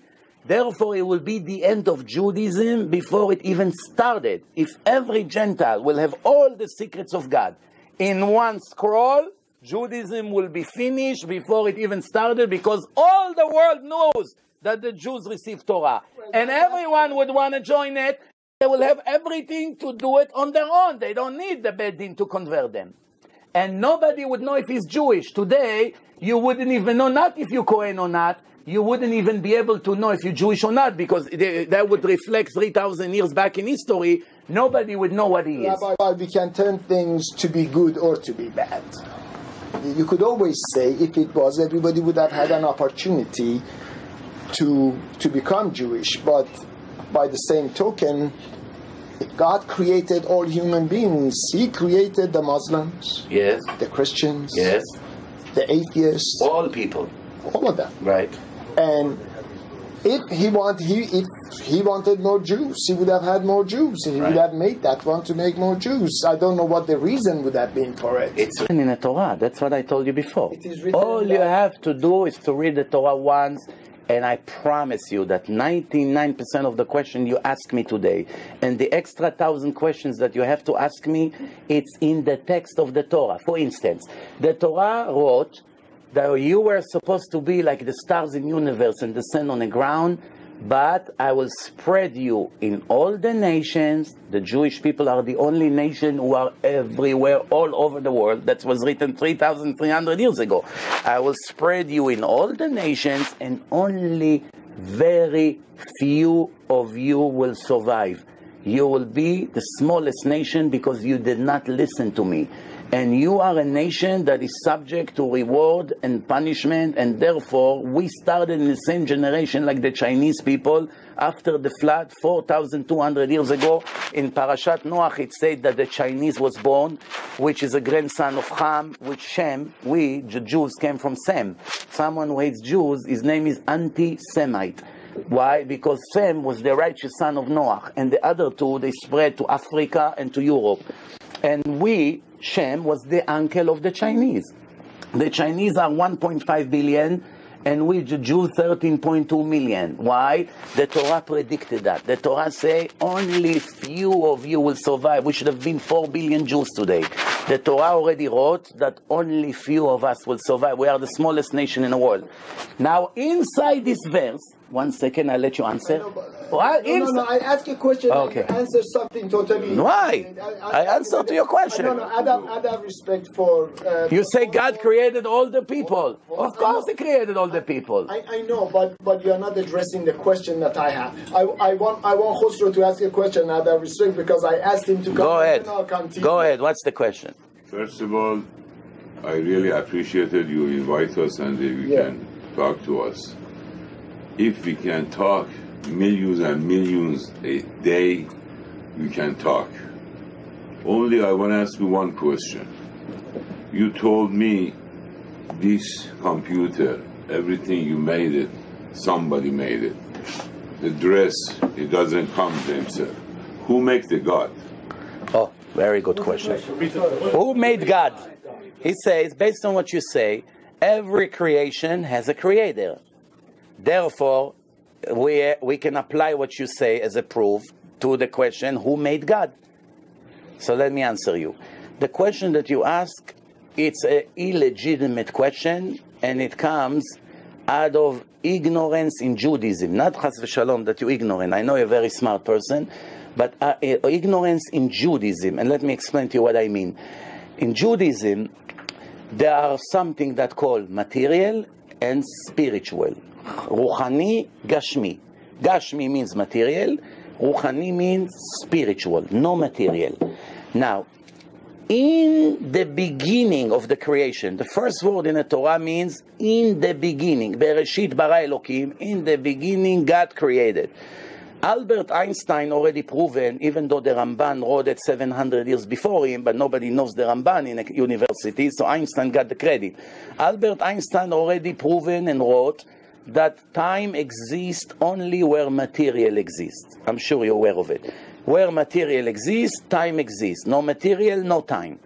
Now, when the Torah begins, in the beginning God created. What does it mean in the beginning? Beginning means it's subject to time. The answer of the oral Torah is the creation of time. Once in a billionth of a second, when God created raw material, stone, rocks, wood, everything that you have in a creation, from the minute that the first physical cell was created, time started to be measured. Until today, it's continued every second, as you know. Now, when you go into something spiritual, time does not exist. Let me explain to you what it means. You go to sleep. I'm sure it happens to you. It happens to everyone. And after you fell asleep at midnight, a minute later or 5 minutes later, you wake up, you sweat, you're very nervous. You say to your wife, wow, what a horrible dream I had. And she said to you, what did you dream? And you begin to tell her a story of 6 months.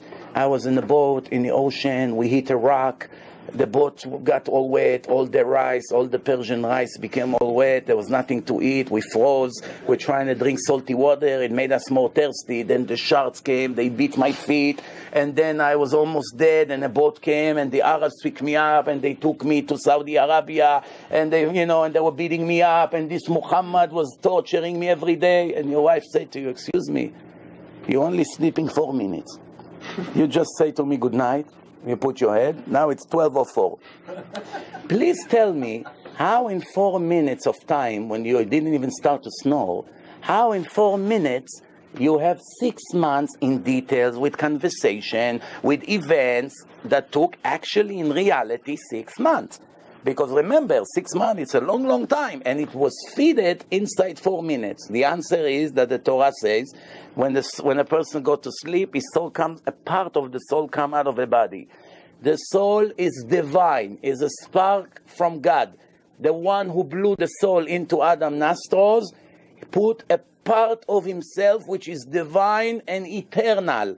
This question, who created God, it's not irrelevant, it's not a legitimate question, because in spirituality there's no time, there's no beginning and end. Since there's no beginning, this question doesn't come into the equation. There's no such thing. God wrote in the Torah, I was always here, I will always be here, there's no other God but me, you'll never find another God under the earth and one above the sky, there was no one before me, there will never be one before me. So he covered you from all directions, that you should know that these questions is coming from not understanding what's the difference between material and spiritual. I hope I answer your question. Yes? How he find the material? How he made the material? Yeah. Oh, so the Torah says, yesh me'ain. In the Torah, how you find the stone, how you the light. No, what do you mean how he found? He created the stone out of nowhere. You didn't give me the answer, who created the God. Because anybody create the God, that God has another creation. No, but I just told you about spiritual. God. You don't ask him. Anyway, I accept the God and I love the God, and you say no, but I want to ask you another question. Okay. When the God create the whole universe, after that he create all the animals. We say we find the material, he find the cell, he find everything, he sit down, he make 2 eyes for somebody he makes the 1 eye, somebody makes the 1 hand, somebody he was very, very architectural, he create everybody. Okay. I want to ask you, if you believe the God, he knows everything. He knows past, he knows front, yes. He knows right hand, he knows left hand, yes. He knows everything. Yeah. He created every animal in the whole world, female and the male. Yeah. He created all the planted in the whole world is a creating of the female and the male. But why God decided only create Adam without the Hava, and Hasbe Shalom, he changed his mind, or he made a mistake, or there's something. No such and thing, change his mind. Hava, because all the animal we have it, all the material you have it, anything you have it here, it has a female and a male. Right. The locks you have it, female and male. The whole world has the female and the male. If the God, I got the question. Let me answer you. Everything he knows, and he doesn't need anything, and he is creation, and he creates everything, and he creates all the animals. Yes. Why he decided to make the Adam only Adam? I'll answer you. Very simple. By the animal. No, I'm answering you. You didn't give me the answer. Who created the? I did, but I don't. The question is not relevant. I mean, it's the same as not accepting scientists based on no, but I answer you. There's a different. Anyway, he answers to you this. What he says? He says to you, God is spiritual. All right. I think I respect you, but I think he's more qualified to answer. Don't worry. All right. Now. All right.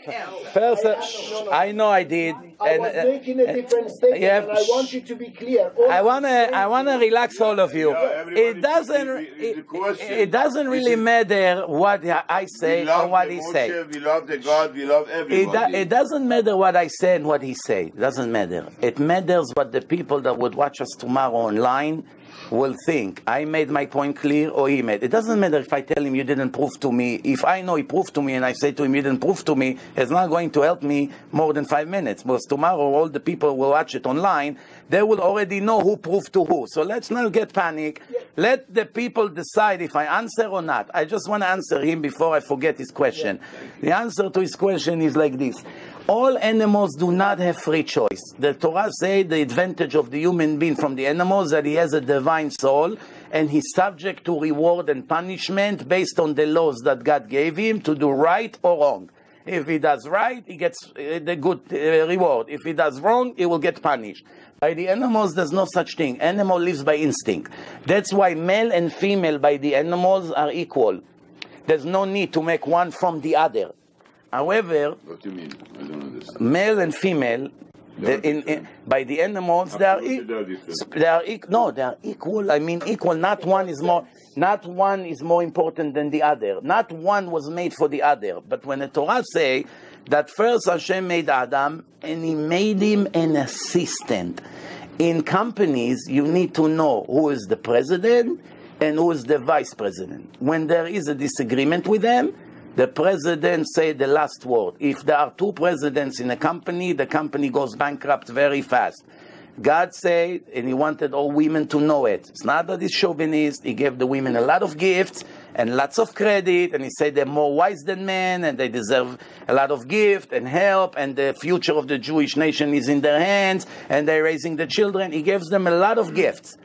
But one thing He needed to make clear to the world, there is no room to women to come like today they do when they don't really have religion. We are the boss and the men will do what I say. That's not the way it is. Your life came from the DNA of Adam. You were created to serve and to help him. At the same time, you have to have love and the rest of the things. But you were made to serve him. Eselo ezer kenegdo. That's why Adam was made first, and then you brought an assistant, just like me. When I started to give lecture, I did everything on my own. Now I have 10 assistants.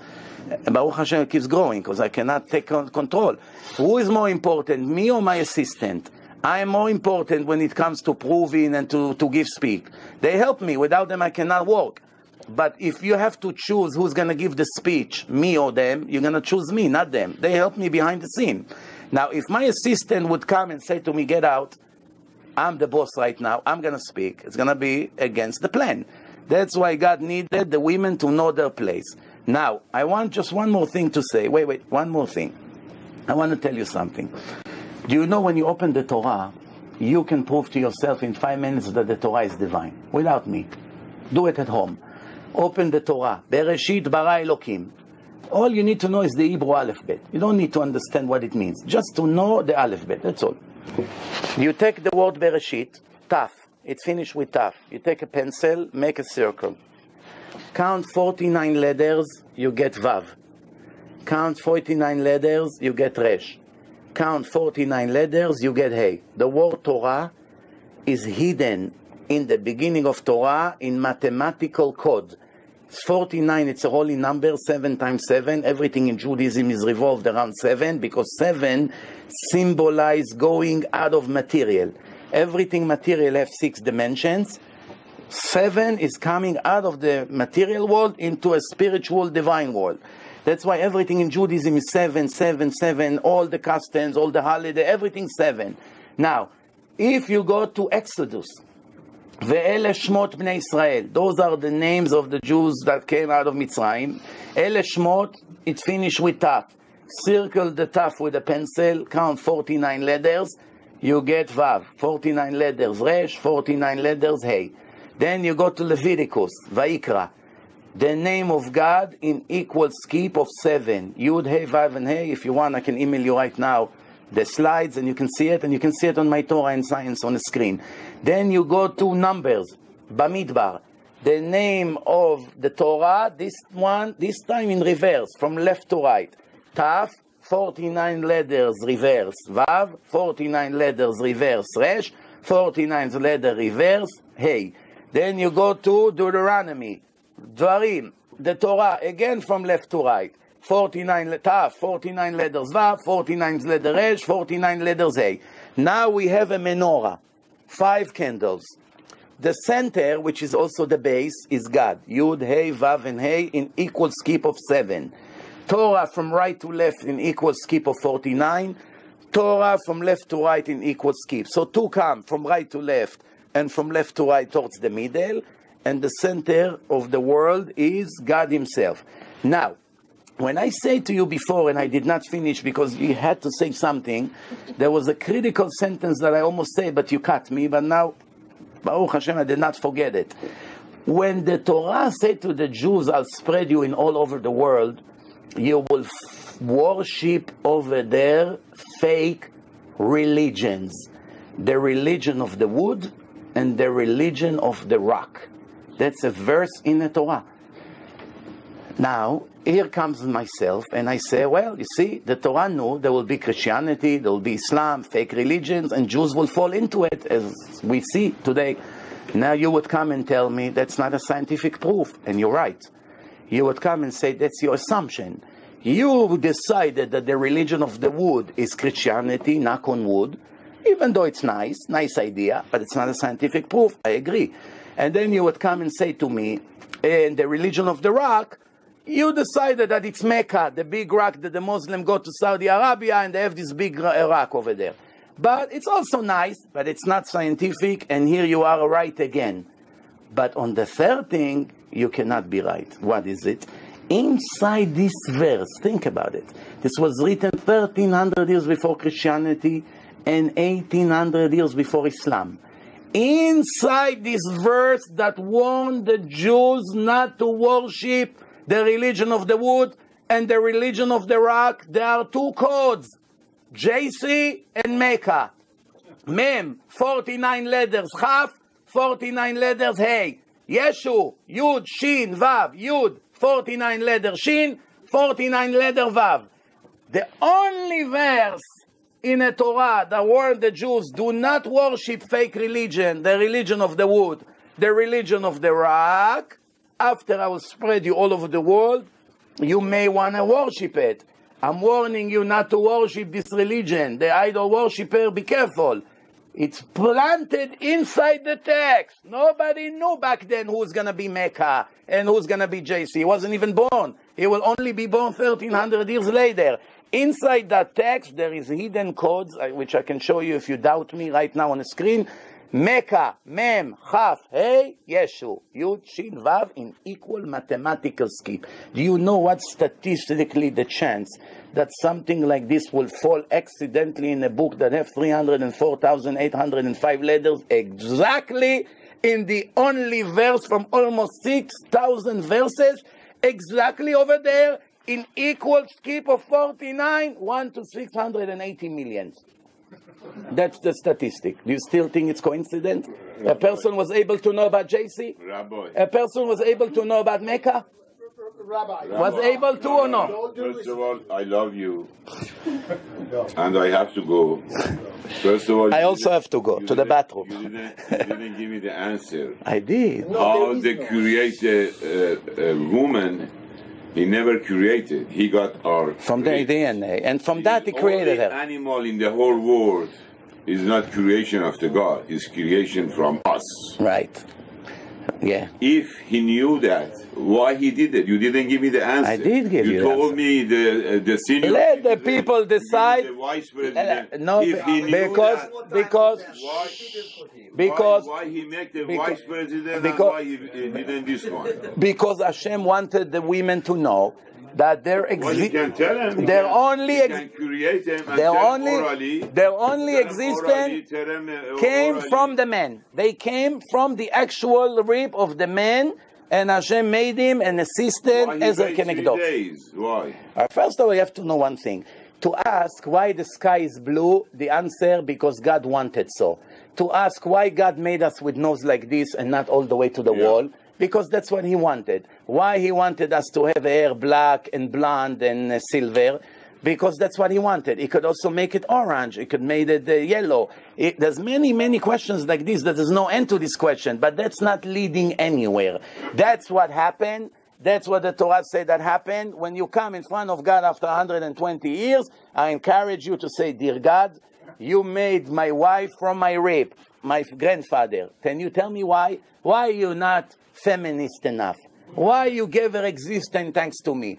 I want to finish my point of the argument, and then you can conclude yourself by giving you one last proof for today, and I'm going to give you, Bezrat Hashem, some of my CDs, and you and I'm sure that we're going to stay good friends, and we'll continue to go. Yes, and that's the way we should keep it, because that's above everything. I just want to give you the last proof for today, and of course, like I told you, in the CD you can see already 30 or 40 extra proofs over there, which I'm sure that will give you enough things to think about. But let me give you the last proof. You know, as a scientist, as a person who admires science, you know that until Galileo Galilei, all the people in the world believe that there's between 6,000 to 8,000 stars. There's no way to know. No telescope, no nothing. One day in 1608, Galileo Galilei, which was the world's famous scientist back then, 400 years ago, he invented a telescope. Some say Hubble started it 30 years early and he finished it. It's not relevant. Galileo is the first one in history that we know that had a major serious telescope 6 feet wide. When Galileo raised his telescope to the sky, the world was shocked. Everyone thought it's maximum 8,000 stars because there's no way to see more. Nobody had dreamed there's billions. When Galileo raised it, people just found out that there's a lot more than what we thought. From then on until today, of course, sciences keep developing. Today, if you go to the encyclopedia, the number of the stars in universe is 1 to the power of 19, which means a 19 digits number. Now, you have to agree with me that 2,000 years ago, when there was no equipment like we have today, no satellite, no mega computer, because nobody was able to write, to count a number of 19 digits. 1 to the power of 19. 1 to the power of 19. 1 to the power I'll show you the 19 exact... is why? No. 10 10 to the power. I'm sorry. Excuse me. Correction. Okay. 10 to the power of 19. You're right. 10 to the power of 19. I can tell you the exact number if you want. I'll show you the exact number. Here it is. Let me go to it. And then you can see. Now, you have to agree with me on one thing. Nobody can doubt that. That 2,000 years ago when the Talmud was written, in the time of Chazal and the Knesset Agdola, nobody could dream there are more than 8,000 stars because there's no way to know. If there is no God, if there's no Torah, and the people just counting, they stand on a mountain and count it manually, maximum 8,000 stars. No way to know more than that. Without a telescope, a major telescope. Now, even today, if we wanted to count them manually, we won't live enough. Do you know, to count 10 to the power of 19, do you know what the number? Quadrillion. It will take us forever to count them. And plus, how do we know they exist? You have to take pictures of all the galaxies. You need satellite. It's very complicated. This is what the Torah says.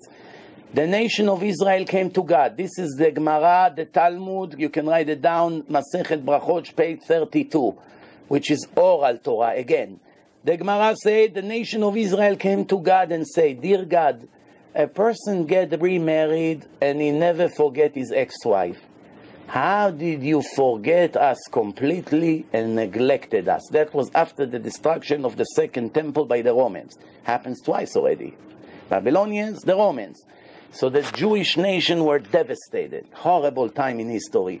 So they asked God, they said, "Dear God, why did you forget us? Why did you neglect us completely?" And the Gemara writes like this.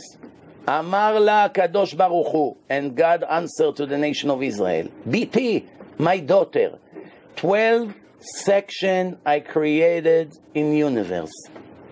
And in each section I created 30 army. And in each armies I created 30 legion. And in each legion I created 30 raton. And in each raton I created 30 karaton. And in each karaton I created 30 gistera. And in each gistera I hung 365,000 ribo. Ribo in Hebrew means revava, 10,000, 5 digits. 365,000 ribo, 5 more digits. And all of 365 is 6 digits. 365,000 ribo. Ribo revava means 10,000 and up, 5 digits. No, 365,000 times multiplied by 10,000. Now let me read it to you that you don't catch me inaccurate by 1%. We want to make it very, very clear. So here is my proof right here. I'm gonna give you the math. I'm gonna give you the exact math, and you're more than welcome to come to my site and look at the math. But you don't even need that. You just take my Torah and Science DVD, or you go on my website and you can see it in front of your eyes. But here it is. This is what it is. Let me just find it quickly. Give me a minute. Okay, here you go. So now, this is what. Let's do the calculation together. 12, by the way, it's the horoscope. The Earth goes around the sun 1 year. It finishes cycle 365 days. Every month it moves 30 degrees. By the end of the year, it finished 360 degrees, which is a full circle.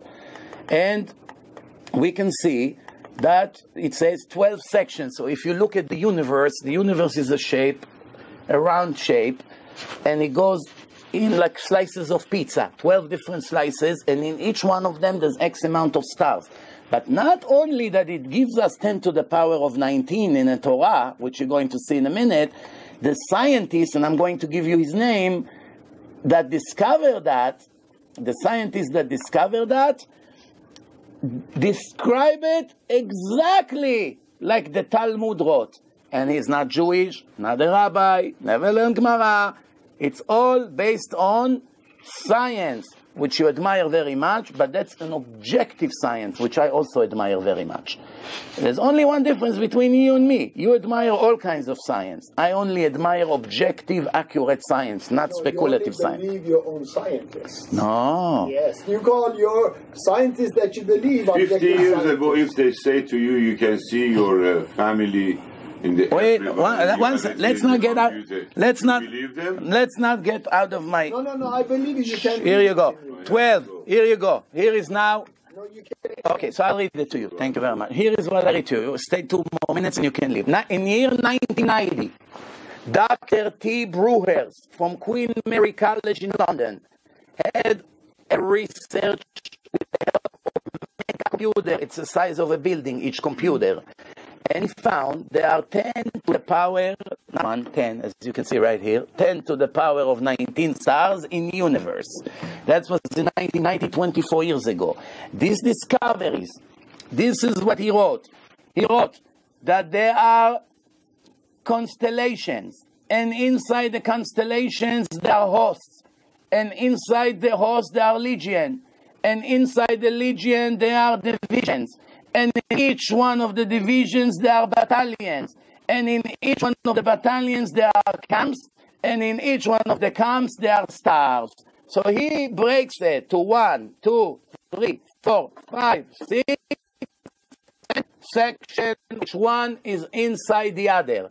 One inside the other, inside the other, inside the other. 7 different categories.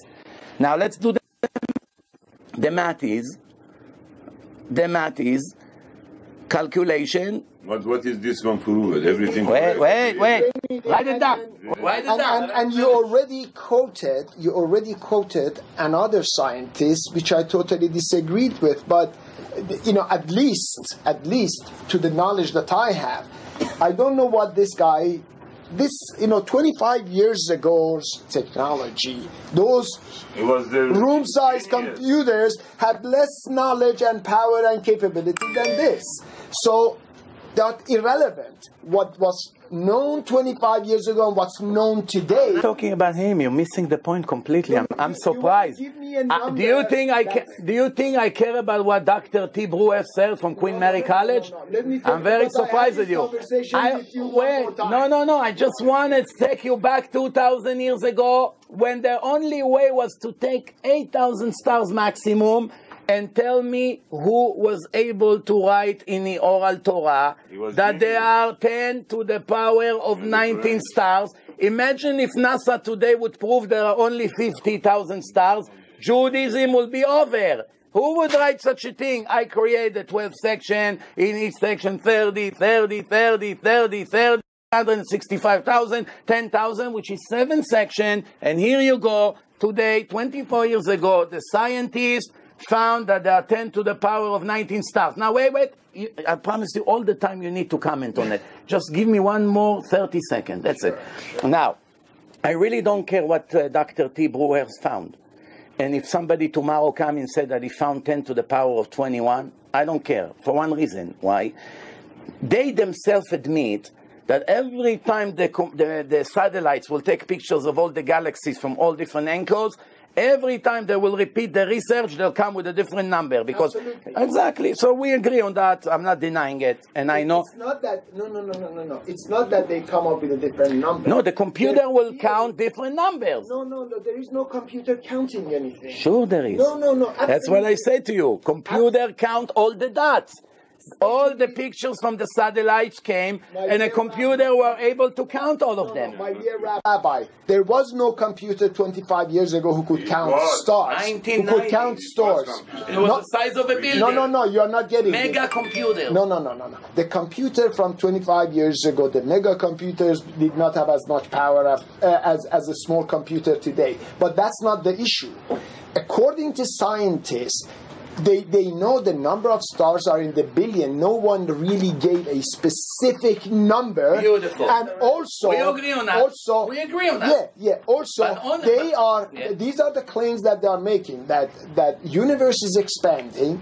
There is a numerous number of universes that they cannot count, and they are growing. Right. Therefore, even if you gave a number, yes. Even if somebody came with a number, just repeating what I already agreed on. There's no point. I already told you whatever they say, it's not relevant. Yeah. Only one thing it's relevant. Please try to go to the bottom of what I say.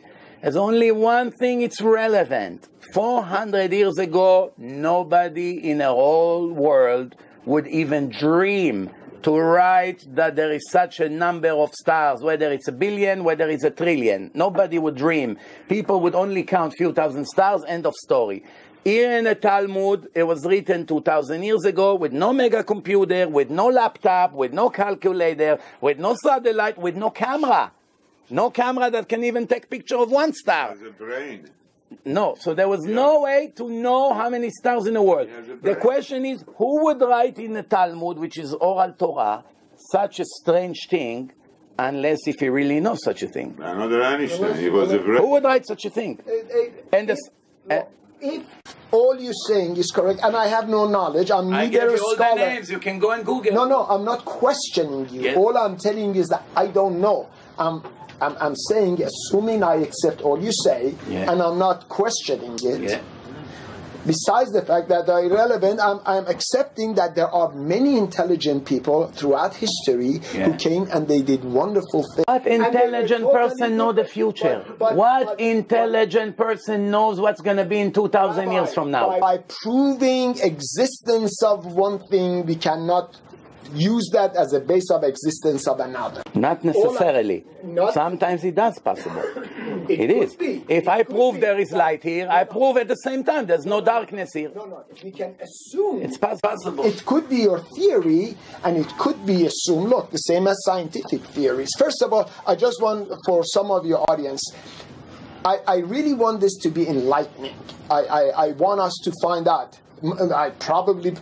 Me more than him and him more than me. We want to be enlightened. We want to understand the reasoning behind these things, because according to Jewish religion, you're not a good Jew unless you question. So it's our duty to question. And until we are convinced, we are going to continue questioning. But having said that one, let me offer you something. Let's meet here once a week in this shul with the permission of Mr. Zamir. Let's meet here once a week with Asil and all the other gentlemen over here, and we learn 1-2 hours a week. I come over here, you come every week with all your questions, and we learn. And you ask me, how do we know this? We don't have to finish, as long as we make progress.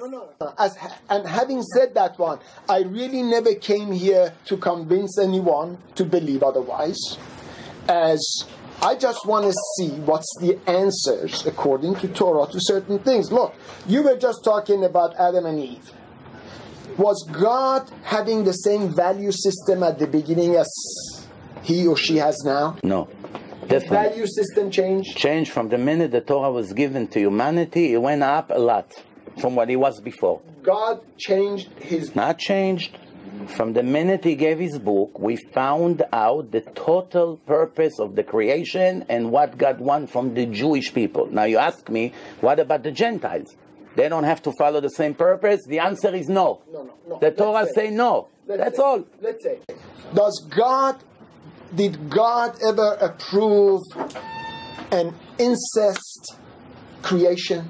Like a brother and sister mating? Did God ever approve that? In the beginning it was allowed. In the beginning, before the time of Noah, it was allowed. Cain and Abel was born. The oral Torah teach. Cain was born with 2 twins, and Abel was born with 2 twins, and Cain was born with 1, and that's one of the reasons why he murdered him.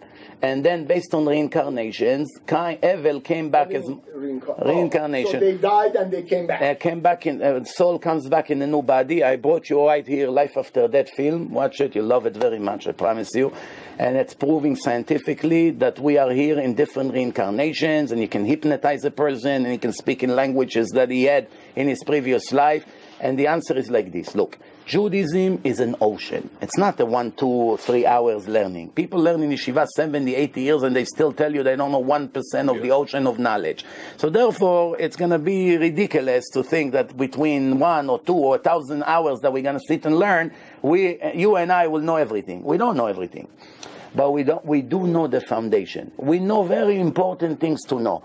We know that the Torah has thousands of things in it that every person that used judgment and common sense know that a person was unable to know it.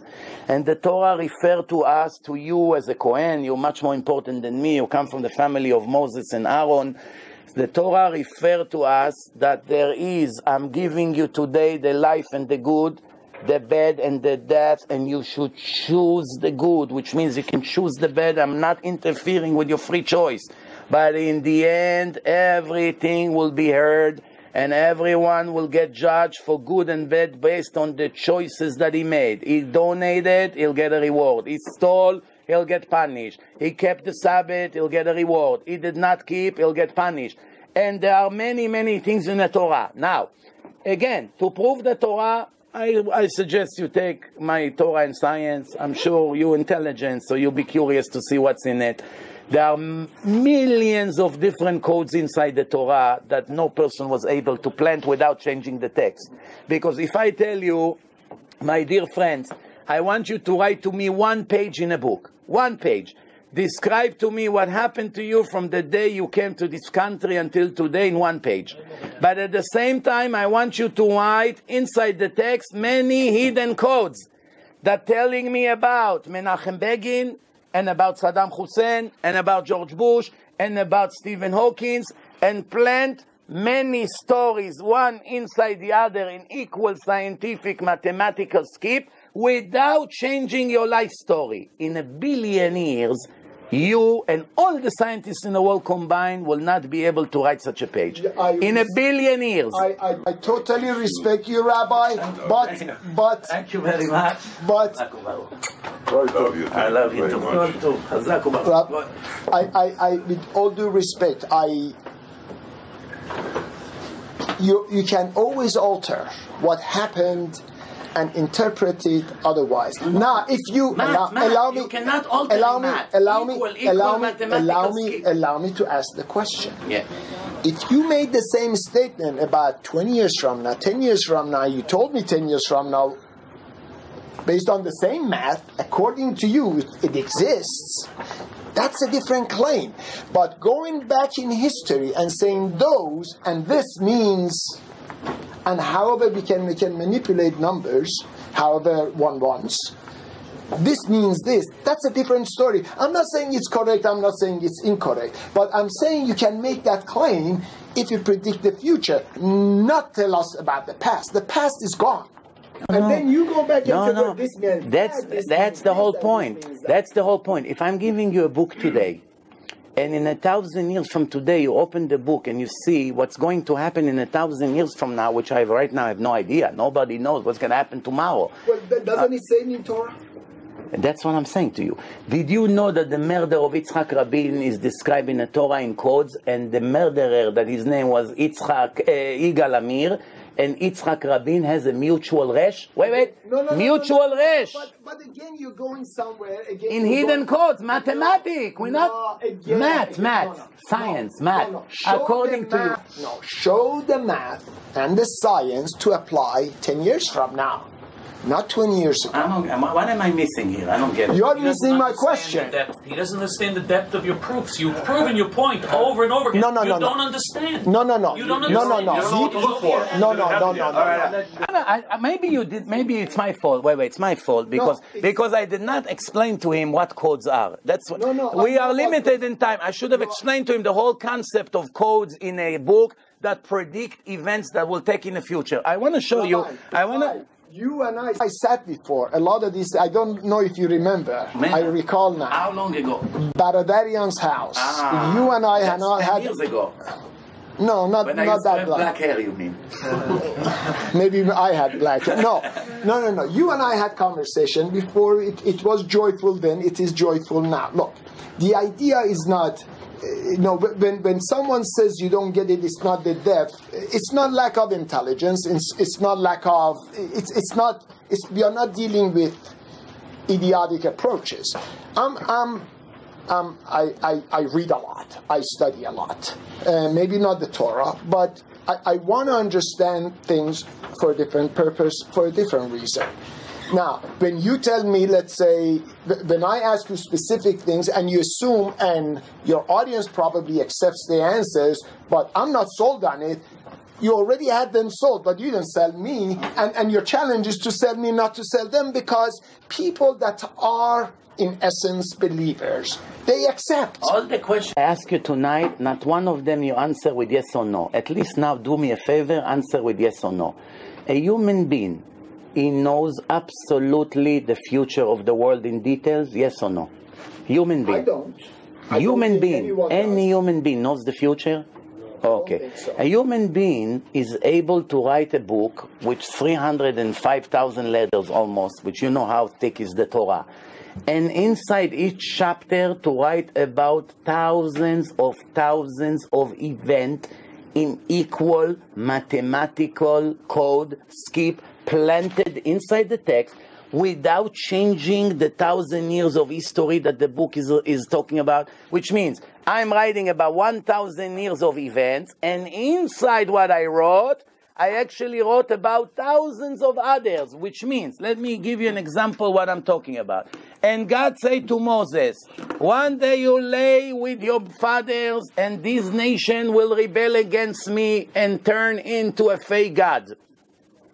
In a nations that they would live upon them, and they would leave me, and break my covenant that I made with them. And I will be very angry at them at that day, and I would leave them, and I will close my face to them, and the enemies will eat them, and many tragedies will come to them. And the nation would say, these tragedies are happening to us because there is no God upon us. That's why all these things are happening to us. I'm translating to word by word, and the end of it, and I will close my face at that day. For everything that they did to me, I will pay them back. Now, in this one, it's a description of the horrible Holocaust that we had in Germany. How do I know? We had many different pogroms and many other tragedies. How do I know he's talking about Hitler and his friends? How do I know? Very simple. Inside that text, it's in Deuteronomy 31, verse 16 to 18. Remember, it's written, it's recorded. You can know where it is. Vayomer Hashem el Moshe, and God said to Moshe, you take the hay of Moshe, circle it with a pencil. Count 49 letters, you get Shin. Count 49 letters, you get Vav. Count 49 letters, you get Aleph. Count 49 letters, you get Hey. Ha-Shoah, the Holocaust. Now you tell me, please, and please, a straight, honest answer. 3,000 or 3,300 years ago, doesn't matter, it's plenty of time. Someone wrote a book. He claimed that he's God. He claimed he is the creator of the world. He claimed he made a covenant with the Jewish people in a public event. He gave them the Torah. Torah in Hebrew means instructions, and he told them to never break the covenant that I made with you. I chose you from all the nation to be mine. You represent me, and you are my children. Banim atem להשם אלוקיכם. And a Kohen, extra special. Special of special. And that's what you are. And hopefully you will understand what it means one day. Because until now, you're not sure what does it mean to be a Kohen. Because if you know how lucky you are, you would run here in the street and screaming, thank you, God, for making me the chosen of all the people in the world. From 7.5 billion people, I'm one of few thousands. And the top of the pyramid. Here is what the Torah says. They will leave me.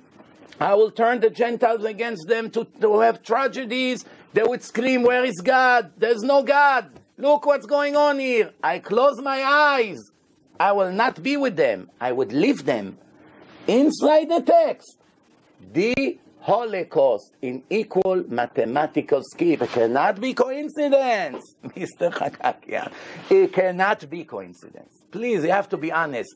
It cannot be coincidence that in a book that is given in a public event, and it's a book of God, and it's over there, he say, one day I would leave you, and the Gentiles will murder you in a Holocaust, in a tragedy, and inside the text, you know, this modern world. Nobody know the word Holocaust until 70 years ago. That's a modern world. The same thing he wrote about AIDS, where in a chapter that speaks about homosexuality, AIDS in equal mathematical skip, and Shabbat, and the nation of Israel observed the Sabbath. In this verse, the word Israel appear in a equal mathematical skip of 7, because it's talking about the 7th day. That's math. That's science. No speculation. That's... Look, you have, I know. You have to agree on one thing. Come on. You cannot be so stubborn. We are going to agree on probably a lot of things. My issue is not to agree or not to agree. My issue is to understand the logic of certain things. When something happens and you find a verse and you turn it and you count it and you make it sound like as though it was stated before, rather than why can we read one of these verses and off of it, since you know the codes, yes, all the codes are here, maybe predict when is the next Holocaust is going to be. Yes. First of all, news for you. Sometimes you can predict the future. Let me tell you, in the first war with Saddam Hussein and George Bush the father, I had the privilege to meet the professor who developed the software that finds codes in the Torah, Professor Eliyahu Reeves. He came to Columbia University, is one of the top 5 mathematicians in the world, was a Russian communist anti-Torah. And after he was paid to develop a software to search for codes in the Torah, he became ultra religious, more than you and me, 10 times more combined. And he became very, very religious, was atheist, communist, scientist, one of the best in the world, and I have a list of 100 like this, which if you want, I'll give it to them. The greatest Jewish brain that became religious as results of searching the Torah. And this is what he asked me. I lived in Manhattan back then. Can you go bring him food? He doesn't know where to get kosher food. And this is what he said. I said to him, why don't you publish it? That's going to be billions of dollars discovery. Nobody knew about it. It just came out.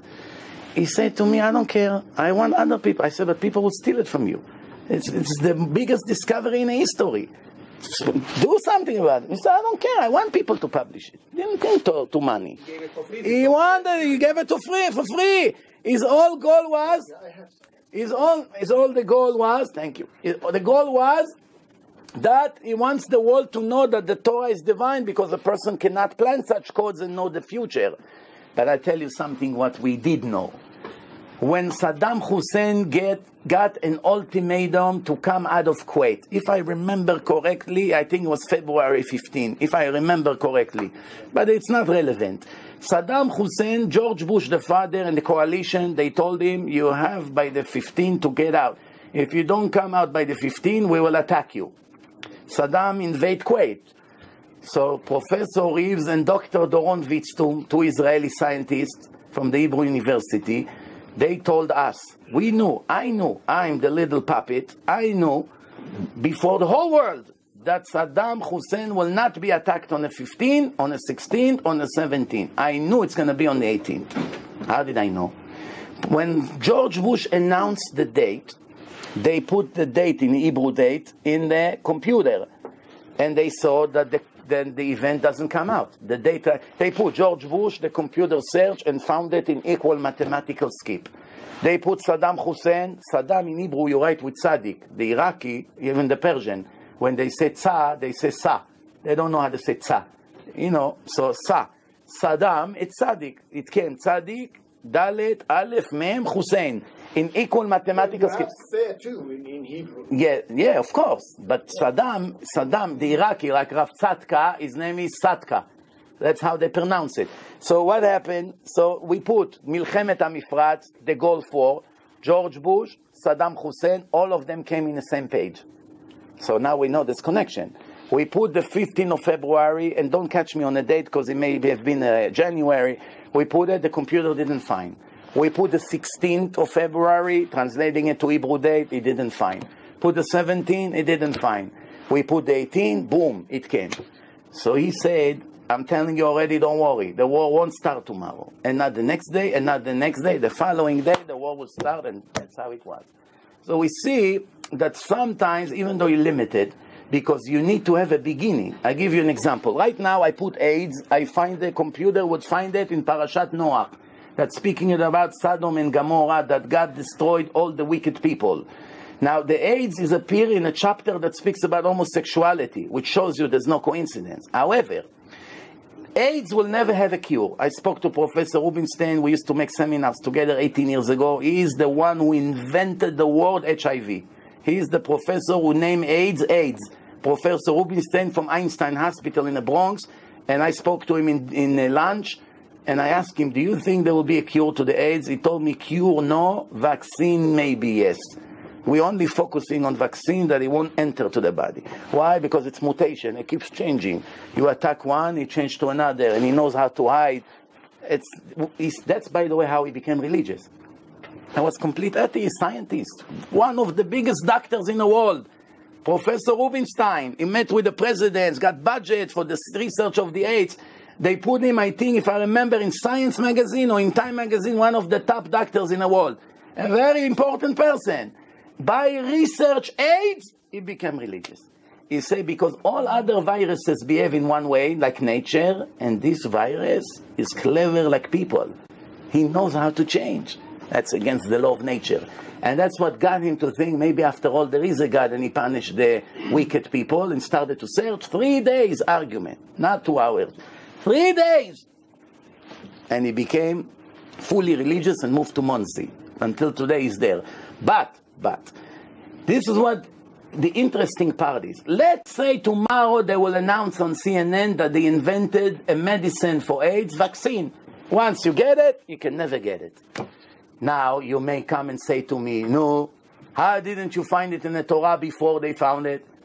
I say to you, come, I'll show you that it's in the Torah. I'll put the name of the medicine. Let's say they're called the medicine Rubinstein. So I put the name, the computer will find it in the same page. No question about it. So you ask me, but big deal. Now you know, after you heard what's the medicine, you know how to find it in the Torah. So my answer to be with you, come on. Who cares when I found it? It was all alone in the Torah.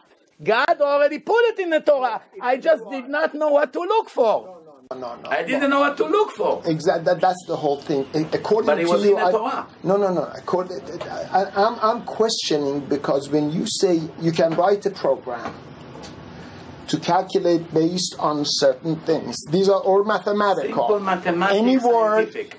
Based on any sequence into how many words did you say is in Torah? They check 130 books. I'm answering your question. I got your question. I got it. They put 130 books, include New Testament, Quran, Moby Dick, New York Times. They did not. How many sentences? How many verses do we have? We have about almost 6,000 verses. But wait. 6,000 verses. You're fine. What do you think? The scientists didn't do what you say. You have to give those scientists, which are the best brains in the world, a little bit more credit. That the first thing before they published in statistical science an article about what they found, that they checked many other books to see that in other books you don't have the same. And they did find another book. Professor Reed confirmed that did he find it. No. So they wrote. In other books we found random codes. What does it mean, random? In a combination of 300,000 letters, of course you're going to find. You're going to find your name, you're going to find my name. But how do you know if it's planned or it's random? The closer the letters are, and they all fall in the same page. You put your name, it comes in one page. You put your wife's name, it comes in the first page. You put all your children's names, it comes in the same page in equal mathematical skip. You put your residence, your street, all kinds of things that connects to you. If one letter is in the beginning of the book, one letter is in the middle of the book, and one letter is in the end of the book, it's random. That can happen, no problem. But if all of them in one page, for instance, we are coming soon to Tu B'Shvat. Tu B'Shvat is the holiday of all the fruits, vegetables in the Torah. We have more than 50 words.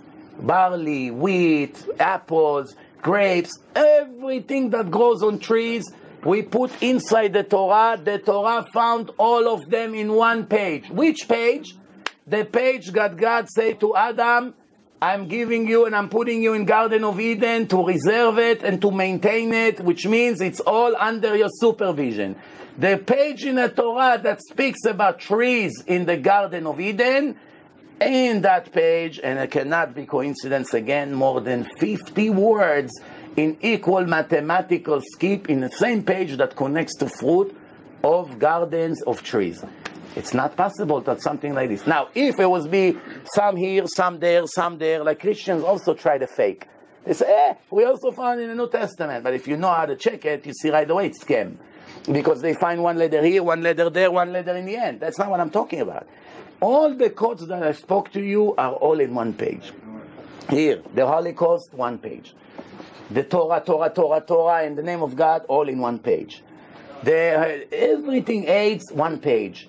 All the events of the George Bush and Saddam in one page. It can never, ever be, ever scientifically, statistically, can never be without a divine power that wrote that book. Because not you, and not me, and not Hawkins, and not Rabbi Chaim Kanievsky, and not Rabbi Ovadia Yosef, and not anyone you want, can write such a book and put millions of codes inside in equal mathematical skip and know all the future. No one besides God. The main issue, about the claims that are in Torah about the timing is the biggest question. I mean, you deny science. You just say those scientists don't. Science. Yes, you do. No, I don't. You're saying that... I deny speculative science. Speculative. Well, you can name it like that. Look, you can name this one I car. Can name whatever it doesn't I want. become It's a car. the burden of proof on you to prove to me that the science that you believe in prove anything. Rabbi, so far you failed to do so. No, to the contrary. contrary. Supply me with any proof. No, I did not come here with proof. But this is something that I'm not running anywhere. I'm not running. Show me your proof. I give you my word. If you show to me a scientific... How do you mean show to me? Okay. Email, Facebook, no. phone call. What do you mean? No. You have to send me. You claim that you have a solid, objective, scientific proof to the exact age of the world. Not based on carbon dating, which is speculation, or based on extrapolations. Because that's how they measure. No, but that's speculations. What? That is not speculation. Do yourself a favor. Put in my website fingerprints of the creation by Robert Gentry, and you'll never dare to ask this question ever again. I promise. When you say, and all scientists believe that, listen, dinosaurs are from ancients years ago, and you are claiming they were from Noah time, and then you call your scientific and you approve it, and you call the other ones speculative. I don't call myself science. I never No. I'm saying what we know it comes from science. No. I'm what saying your beliefs. No. Please don't change. No. Don't change my word. No. I'm saying you're saying that, let's say the dinosaurs, they existed 3,000, 4,000 years ago. Before 4,200 years. 5,000, whatever the number. And scientists, when I say science, I'm talking about majority, and I'm not talking about 51% from majority, I'm talking about 98% of the scientists believe otherwise. And you say, well, those are speculative, and the two scientists out of the 100 that I'm talking about say this. So simple, and you make it so complicated. I gave you a candy today, you don't get it. I'm only telling you, all you have to do is to send me one email with one research by any name you want, you name it. Scientist X, Scientist Y, University X, University Y, that proven ever the age of the world, and the argument is over. That's all. What do you want more than that? You will not, and I promise you, you will never send me anything, because 20 years I tell people to send me, include scientists, and they fail to do so, because there are none. There is none. No. You're calling it speculative. No, of course, speculative. Okay, let me tell you something. Okay, I didn't want to get into it, but you're forcing me. Do you know how they calculate the age of the world? What's the three most frequent methods that the scientists use to calculate the age of the world? I know about carbon. Okay. Carbon dating, extrapolation, and calls. Okay? Now here it goes. Extrapolation means you check how much a material grew from point X to point Y in X amount of years, and you do the math. If this material is that size, you go back. That gives you X amount of years that the world exists. Carbon dating, it shows that every 683 years, the carbon-14 is doubled inside the object. Which means carbon dating, if you know, by the highest methods that they ever found, there are a few problems with this speculation. One, in different parts of the world, the formula is not accurate. Depends if it's cold, if it's hot, if it's frozen.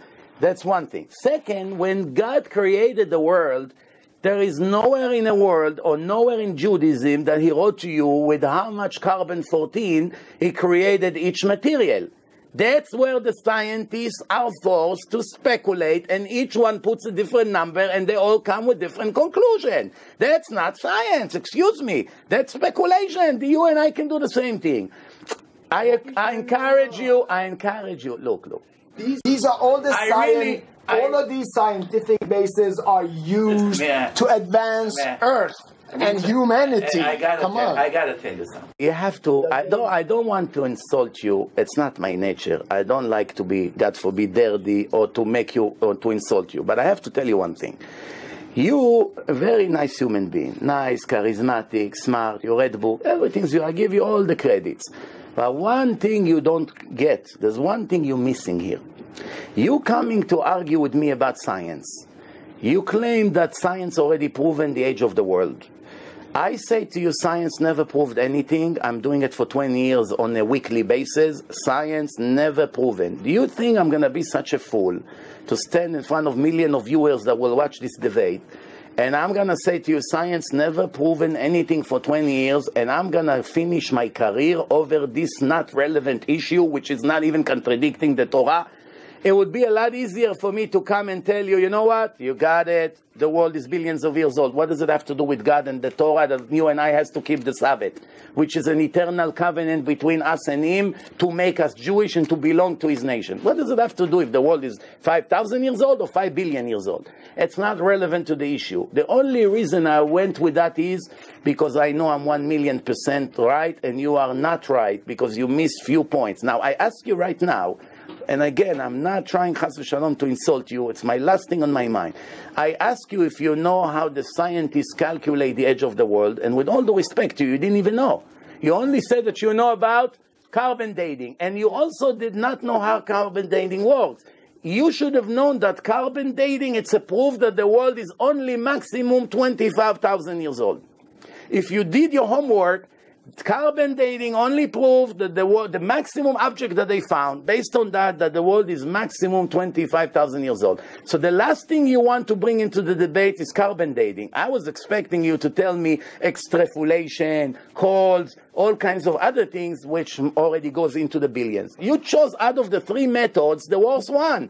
That is very close to me. But that's not the issue. That's the issue. You come in the name of science and you give inaccurate science. In the name of science. I told you I'm ill-qualified to speculate on scientific findings.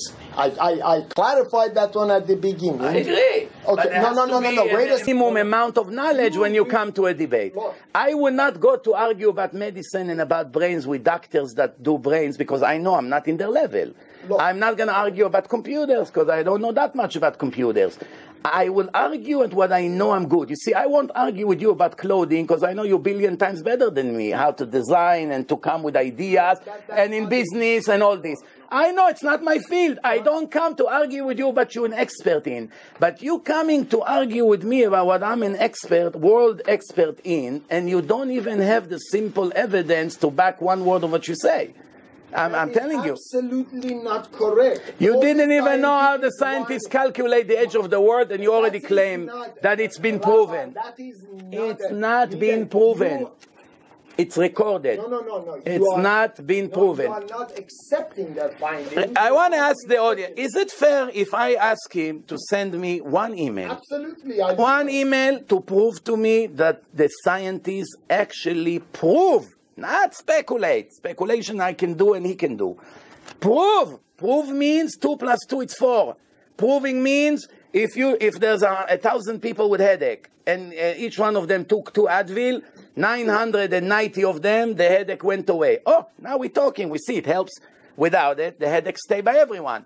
When you give it to 1,000 people, 990 reported that they don't have headache. Now you begin to talk about objective science. So we know that 99.9% of the people, Advil will cure their headache. Not cure, but will take away the headache. That's called to prove. You're not giving me proven. You're giving me all kinds of names that scientists throw, and it's not a proof. Look, the simplest thing that you and I talked about, let's say the existence of, let's say, dinosaurs for that.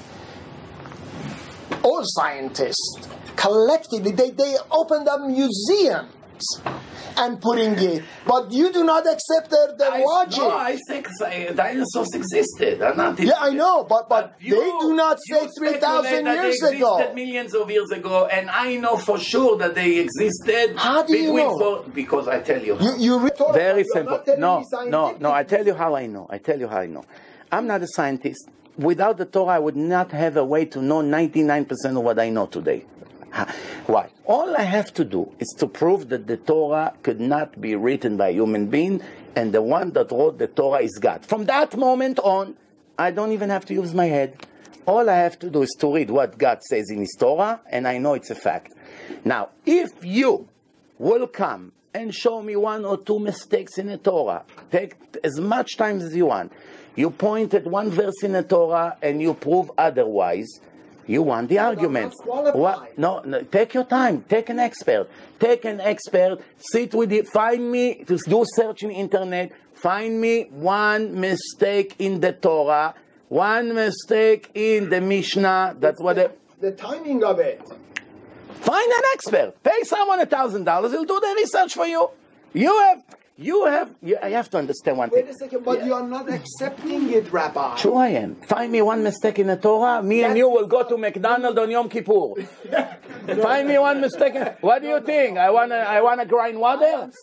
I am saying the fact that Earth is more than 5,000 or 6,000 years. That's not a fact. That's more than that. No.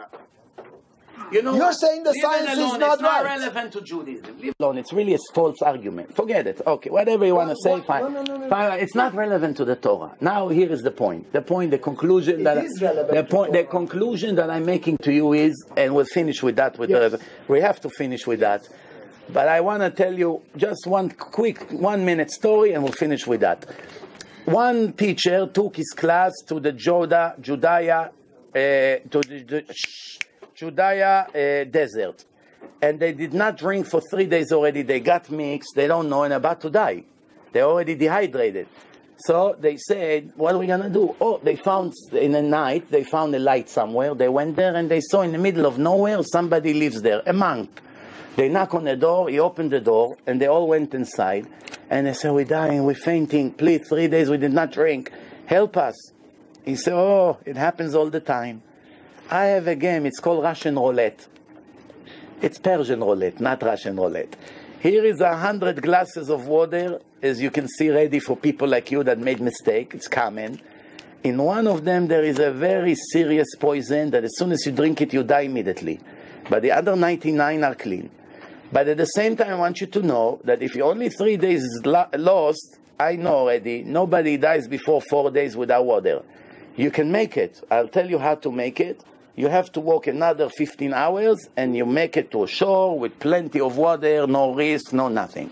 You suffer, you'll have headache, but you can make it to the shore. I'm going to give you the map and show you how to go. Your life will get saved. Do you want to take the risk and pick up a glass of water right now and drink? You may die, you may drink and everything will be fine, or you want to suffer another 10, 15 hours and make it to a safe place? What would you answer as one of the students? Would you drink the water, or you rather suffer 10 more years and live for sure? Remember, you are 18 years old, you don't want to die young, you don't want to take a risk now drinking. Okay. I asked this question many times in my career, and so far, besides one fool, everyone told me that they will go to a shore, better to suffer 10, 15 more hours than to take a risk and die right away. Now, I want to finish by telling you this. Why did I tell you this story? Why do you think I'm in the mood to tell stories? This story has a trap, and I just put a trap, and you fell into it. And this is what I'm going to show to you, how you fell into it. Because you, after all, have very good common sense. Because you answered the right answer. No clever person would drink from that water. Now, I want to say to you something. You and I have to agree at least on one thing, and I'm sure you will. On this part, I'm sure you will. You have doubts that the Torah is divine? Fine. You have doubts if the oral Torah? Fine. You have doubts about the age of the world? Fine. It's all of that, no problem. One thing you have to agree with me, that there is at least 1% chance, from 100%, that the Torah is from God. You say yourself, I don't know, maybe it is, maybe it's not. Prove to me, I'm not sure, I can prove otherwise. I don't know, maybe you're right. You say, it cannot be proven. Fine. But you have to agree that there's at least 1% chance that the Torah is divine. Based on that formula, if the Torah has 1% chance to be divine according to your opinion, according to me, I know 100% it's divine. But according to you and many other skeptics, they have to agree that to give 1% for the doubt. You cannot swear on your life or hold the Sefer Torah and swear on your children's life that the Torah is for sure not from God. You're not going to take that risk. Maybe it is, There is a chance. Based on that little chance in your mind right now, and I'm sure you have that chance, you owe it to yourself after 50 or 60 years of your life that you lived against the law of the instruction to go full force, to not to leave the room, to sit with a world expert and to come to me back with proofs that the Torah is not divine. As long as you did not do it, you must keep all the laws of the Torah for the 1% chance that God did command you to do it. Why? Because if that 1% will turn into truth, you are destroyed for eternity, and I don't want to even talk about the suffering that you're subject to if you continue to live your lifestyle. And for that 1% chance that I'm right, you must sit as a clever human being and don't leave the room. Not care about business and movies and vacation and Gandhi and none of the things. You only have to sit and say, I must prove 100% that the book is not from God. Once I do it, I can go back to drive on Shabbat, to smoke, to eat pork, whatever you want to do. But as long as you have that 1% chance, you cannot take the risk. Nobody, for water, for to die, person one, big deal, he died. How many years we live here? I'm talking eternity. The 1% chance there's poison in the water you did not drink. For 1% chance. Big deal. So you cut your life by 50 years. You live 20 instead of 70, 80, whatever. We're talking about eternity. There's verses in the Torah. You keep my mitzvot, I will reward you and your children for eternity. It's verse in the Torah. Eternity means forever. You will go against me, I will cut your soul out of the next world and you lose everything. Do you want to take that risk? Rabbi, you and I are going to have to sit many, many times. And I'm sure none of us are going to easily complete. יברך לך אדוני וישמרך, יעלה אדוני פניו עליך ויחונך, יעשה אדוני פניו עליך ויעשה לך שלום. Amen. Thank you very much. We'll see you again.